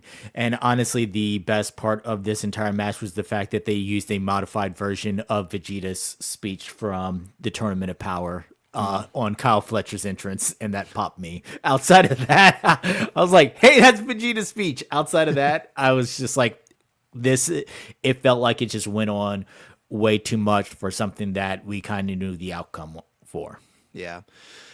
Speaking of knowing the outcome, the $1 Million Trios match, you had the Young Bucks and Josh Alexander versus Kenny Omega and Jurassic Express, not Express. I was happy to see Omega and Alexander get some time, because I know Alexander, that's like his like dream one-on-one match, so just give it to him. I think this was a fun match. I think they were trying to get them to wake up the crowd, but like Espub said, when some spots happen, it like did the opposite. But I thought they're like, oh, they'll flip around and do some stuff. But I think for me, it's like, we talk about this a lot on the Discord, and it just sounds like from multiple people. It sounds like Omega. It just sounds like Kenny either has a lack of confidence in himself as far as the health wise, or he is just unhealthy. We're not getting Kenny doing solos, so with him and Andrade, that was maybe going to happen. Alexander, Fletcher, like they set all this stuff up, and it seems like it's just for the 6-man. I said this in the Discord, so I'm repeating myself there, but if he is just doing trios match for the next 6 months at least, then you just may as well put him with the Elite. Don't do these makeshifts like, oh, he's with Express and he's with these guys, and especially too now that Kota Ibushi's hurt, you could at least done that, right? Like Golden Lovers with somebody else, but now that he's gone, it's like, well, you just gotta do the Elite. Like, and here's the thing, like, I love the Elite. One of my favorite groups. Made me fall back in love with wrestling after WWE in 2019 was just like, oh my god. But I think the problem for me is just I was not longing for them to get back together yet. Like it feels like it's not been enough time since the breakup. I don't think even been a year or so, but I kind of just get it from an injury standpoint. If they want to do 6-mans, sure, get the Elite back together. And as I said, they should have them win the Trios title and actually give them a run this time, because last time they won the Trios title, they got suspended the day after with CM Punk, and that was supposed to be the new and I guess that's the other weird thing too, right? When the Elite got back together, it was awkward because they got suspended, and then when they came back and they lost the titles right away. Like, it was a weird type of run. So for me, just have them be the fun part of the show. Have them do BT. Have them be a bit more comedy driven. You can do some drama stuff, but like, keep them away from the fucking Death Riders. We don't need to run that back. Like, have them win the Trios title and just have them be that. Have them do a classic 3.5 that's going to wake up the crowd. Have Nick Jackson flip his ass off, but catch him this time. But so I'm for it. It just kind of felt like not as big as the Elite like reunion should have been, but I know it'll be entertaining at least when they get down to it. So Yeah, I will say something, and honestly, I haven't seen obviously all of AEW's history to really know the answer. But I saw someone asking like, the question was like, outside of like the Moxley feud at like the very start of AEW, what has Kenny done that wasn't something related to the Elite or Don Callis in some capacity? I think the only one I really the Don Callis thing they need to get away. The only one I really liked is they were doing he never beat him, but Orange Cassidy had like his number. He kept like getting hits, like he kept like countering stuff. Like they were doing lots of tag team matches when he was world champ, and he kept like getting the better of him. So this was the story of like, can he beat this like little loser guy that keeps like getting, and they for some reason made it a 3-way with Pac. Pac just interject himself in the story, but that's the only other thing I can think of is I like this like month and a half story of Kenny's really annoyed by Orange Cassidy because he can't like get a hold of him, and then he just beat him, and then they moved on. But and that was the first time too they tinkered with the Orange Cassidy as like an actual contender storyline. But yeah, really on that they've not done. It's been Elite and it's been Don Callis, and the Don Callis stuff is inexcusable because this has been going on. It was going on too long 6 months ago. This is brutal. This is like, separate them. Do like enough. Like it's, and maybe they could do some of the ops too. You know, like that's something fun they could do. But I feel like the Don Callis feud is like another 2 months left, and it's brutal. It's some of my least favorite stuff in wrestling right now, to be honest. You're getting a monkey's paw from all this, and you're getting a Kenny versus Hook singles match. Yeah, not Kenny versus Joe. Kenny versus Hook. My God. Yeah, outside of his early stuff with the Elite, now he did have the run where he was doing his whole belt collectors thing, and Don Callis was his manager at the time, like they were on the good side, but he's always been attached to Don Callis in some form after the whole early days of it. And yeah, I had in my notes, I'm like, there's fun spots, dead crowd, and Don Callis is annoying as shit on commentary. Like I'm really tired of hearing him, and I wish and every match is Guy too. Like just make him on once for the night, not every time his Guy is wrestling, because that gets too much in my opinion. Because I don't actually I think Don Callis as a commentator in New Japan was good, but when he's a heel commentator that's rooting for his Guy, it's not good. I think it's overbearing. He only used to do that with Kenny in New Japan. But what I liked about Kenny, he wasn't even his manager.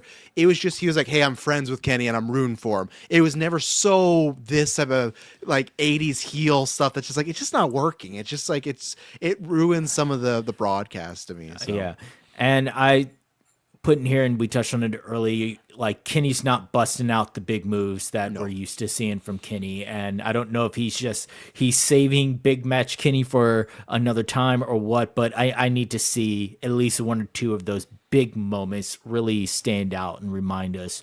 Or maybe he can't though. Maybe he's like, maybe he does them, and then after he's like, I'm really hurting. So that's the thing where at least the 6 months he can kind of like tag out and cover for a bit. You know, there was a time where he did the suit, like whatever, the plancha over, and he landed on his foot. He was completely fine, but when he sold it, I was like, oh God, don't tell me. And then they made it part of the match. I was like, okay, good. Alexander just wanted to work the foot, but for like 30 seconds, I was like, oh my, because he sold it in a way where he didn't bring attention to it. He just kind of moved off the side and was like moving his foot around. I was like, oh God, That's don't. Like, and we'll get to it like in the Statlander match, like when she went to the outside right away and landed like on her shoulder and like snapped to it. Oh, like, oh my God, it's over. Yeah, we can move there now. That got me, especially the way the ref checked on her. I thought the ref did a good job too. I only got it when like Mercedes like went after right away, but like when the ref was like and the camera was like kind of going away from her. It's like, awkward, and her shoulder looked like really red. But I mean, that's probably just from like falling straight on it. Well, she had she had like a bump, like a string bump on her shoulder. Like, oh no, but yeah, again, good job there. And even then, like the reveal of it, the camera shot was good because then when she's like, yeah, I'm good to go, and then out of nowhere, just a knee from Mercedes like comes into frame. It was like really good. But we did Statlander versus Mercedes Moné. Mercedes Moné getting the. Not getting the win, taking the first loss to Statlander. They're evening that up and doing that story of she can win all these titles, but she can't win this main one. I think eventually, obviously, she will. You know, maybe that'll be when Bailey's in there as the babyface pop, help her out. But no, I think as always, these ladies have great chemistry. They wrestled a very different match because they did like they did that arm spot and the first very technical match of just her working over the arm and trying to do damage to it. Felt very like 90s WWF, like Bret Hart when he was defending his titles. Like it felt like that, but it was very different from what they did before, which was like mostly fast-paced stuff, right? And I think that was smart because you don't want to just redo the same match over and over. I don't think any of us really thought Statlander was in any worry of losing this title, but they have good chemistry, and I think they had some good spots. And again, if they want to run it back again, sure. They work very good together, and I hope Statlander gets like a nice now run before, like I said, I think Bane will take it off. But no, very good match. Not their best one. I think their best one's still probably the first one they had because I think we were just surprised how good the chemistry was, and they were doing a lot of stuff, and it felt like they weren't holding back.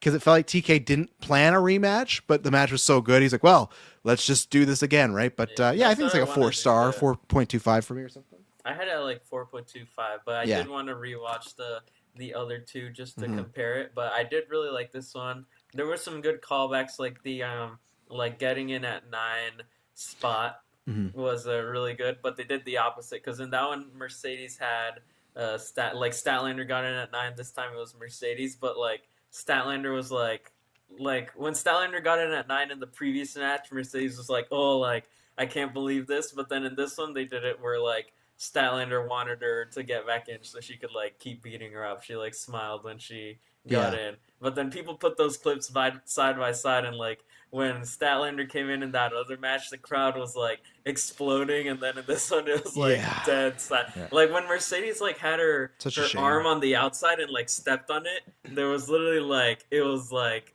silent. Like you could hear like her footsteps walking on the outside. Oh, like, and even like I forgot in the last match, a good reminder, they had Kenny in that ankle lock, and I felt like Kenny was trying to build that spot so the crowd wouldn't want him to tap, and like trying to get like the feed, and it just wasn't there. And I was like, oh, it doesn't look great when that happens. I will say, because you remind me too, another spot I liked, it was just simple, but when I can't remember what move, it was like one of either signature or finish. Mercedes hit it, and then Chris Statlander kicked out, and Mercedes was just like mad, but she was there for like 20 seconds, and I like that in a match sometimes when it's just like gives it a moment to breathe and just shows the heels like. And I even found the babyface doing that. Like, I can't beat this person. I can't find a way. Like, I like when it's just a moment. Like, okay, we're just gonna sit out and show this character, especially because Mercedes is winning everything right now. It just shows, okay, she's just pissed off right now. And what's she gonna do? And then like right after, she kind of lost it. So yeah, I thought it was a good match. Once I realized that it wasn't a title for title match, that it was just for the women's title, I knew Statlander was going to end up winning it. She's going to keep that belt, which is perfectly fine. I want her to go on a little bit of a run. I mean, people have been asking for it for so long that I want her to have a little bit more time with it. So it's a good match, some fun spots, trying to get the crowd back in. Yeah. And then finally, I have somewhere that like I was trying to quickly look at Cage Match how long this was, because it says it was over 23 minutes and 5 seconds. But I don't know. There's just something about like these and I felt the same about the Tony match. I don't know. They just feel all like a tiny bit too short. I guess it's just when compared to just any other random like men's match will go like 25-30 minutes. That just like Briscoe and Fletcher 25 minutes. Yeah, these title defenses for Chris just feel like a tiny bit too short. Like they could be a little bit more, but obviously I'm still really liking the matches, but that's just like a minor nitpick that I just feel like I'd have to see how long the Tony I agree with you on the Tony but... one. This one I think I felt fine with the time, but the Tony one I felt was like a little shorter, but at least they're giving her like the second slot of the night and stuff. So yeah. And then finally, we had Samoa Joe versus Hangman Page in a steel cage. We kind of talked about this a little bit at the beginning. Joe got busted up because Hangman just took his boot off, beat him up. I think there's some hard way stuff in there, some blades, so a good mix. And I actually really like this match. To me, this would have been, it's lower now, but I was like veering towards a 4 because like I liked it was just like two bruiser classes and they're just beating each other up. Lots of cage slams, lots of just like gnarly hits. Like it just felt like, okay, it's just like a bar brawl. Like these guys are just beating each other up. I don't know why they're obsessed with doing this. Like with the Hangman MJF match, we talked about this. It was a really good match, and then they did Mark Briscoe came in there, another thing happened. And it's like, why did they do this? And then they did the Fletcher Hangman one. Zero interference. That kind of felt like an apology of, okay, we've heard the complaints. Here's just a straight wrestling match. And they went back too with like, you had fucking Shibata climb the cage and out of nowhere Kingston comes in and then Will Hobbs breaks the chain, he comes in. And then I'm like, even though the hook thing is like a meme, I'm fine with that because like that was like turn the time made Hangman lose. But the rest of it's just like, I don't know. I wish it didn't go that way. Sure, they're protecting Hangman. It's just too much interference in there. To me, if you're going to have one, just keep it just one hook and that alone, even though I don't think that has like the chutzpah they thought they were having. So to me, it was a really good match up until the ending, and we can talk about it. I don't see why this is one of those I need to wait and see. I don't see why Joe winning, and not just because I love Hangman.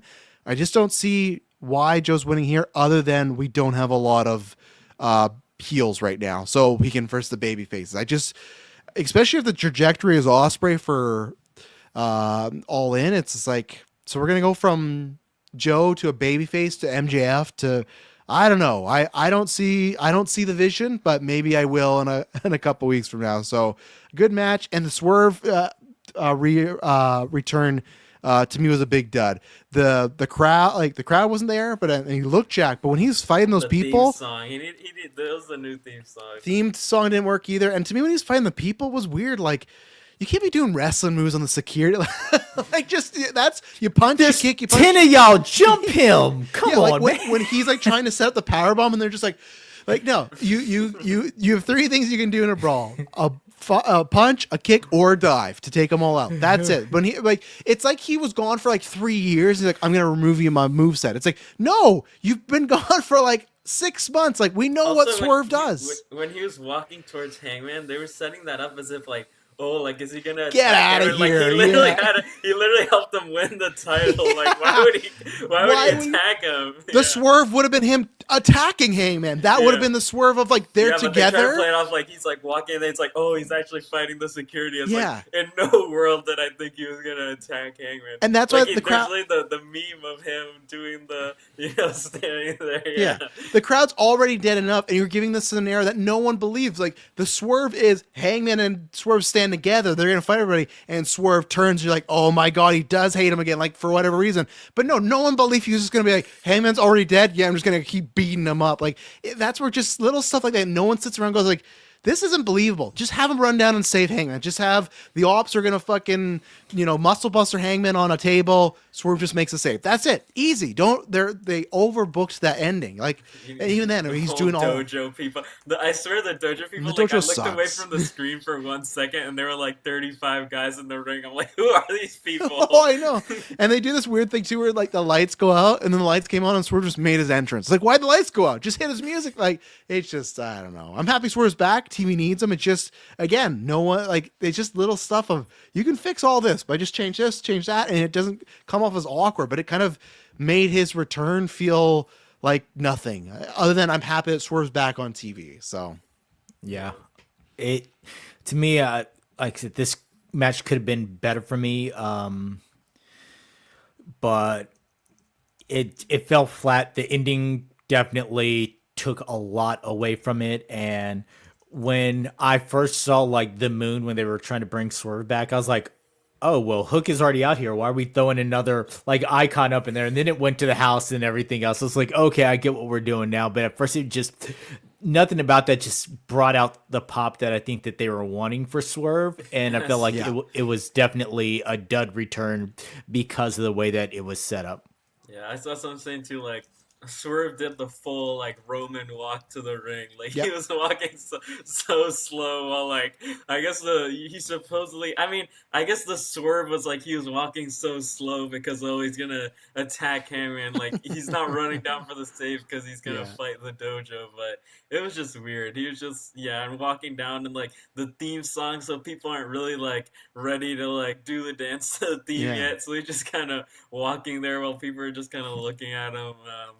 How do you get rid of that fucking song? How do you get rid of like Prince not do like unless he's turning heel, which that would have made sense, right? If he came down and clocked Hangman, it's like, oh, that's why he has that music because it's not like. But like, how do you get rid of Prince Nana? Like, it has some name. Let me see.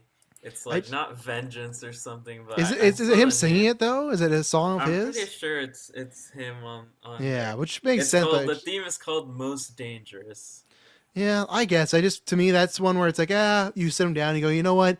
People like doing the swerve when you drive. Like, don't change it. Don't, like it's the same thing with Foz. Like, also when Jericho was over, it's like, you just rock with it. Even when he was a heel, they're like, oh, are you going to change it? He said, no, because the people react, so I'm not changing it. And eventually they did, right? But like, sometimes when music works, just go with it. Just I know you want a new music track, but like I said, that track to me sounds perfect for when he's heel again. Great. Save it for that. Right now, you're doing your babyface return.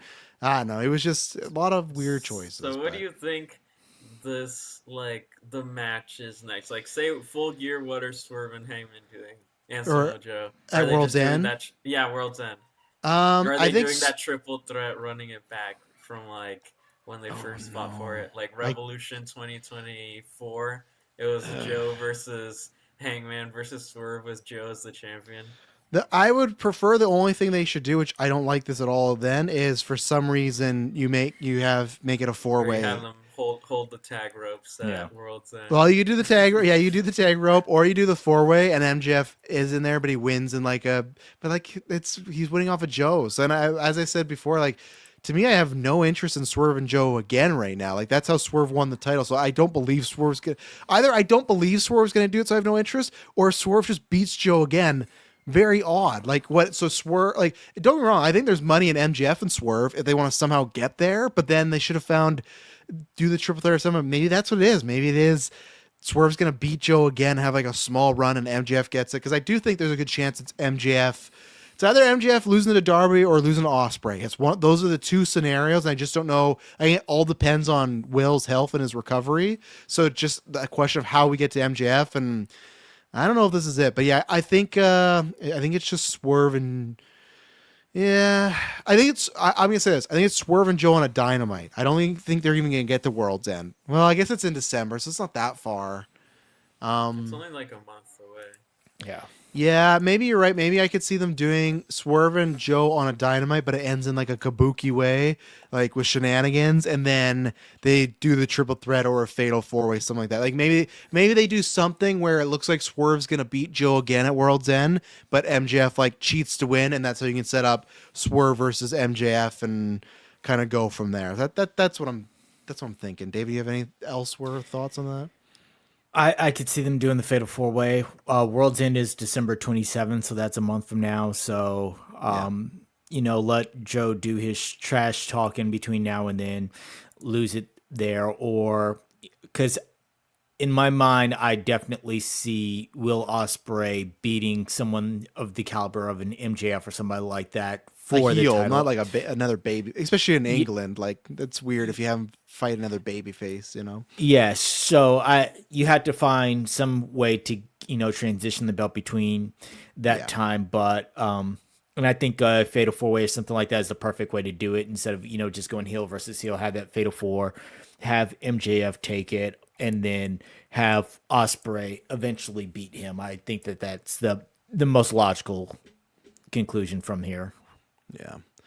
Well, ladies and gentlemen, there we go. That is the show. We'll be back next week in probably similar time for War Games. We'll talk about that. And then any other WWE or AEW news that breaks from that. But yeah, we'll be breaking that show down. And we'll see what happens the next week. You never know what can happen. Any returns, any surprises, any drama, we'll cover it. So we'll be back and it won't be boring. Bye.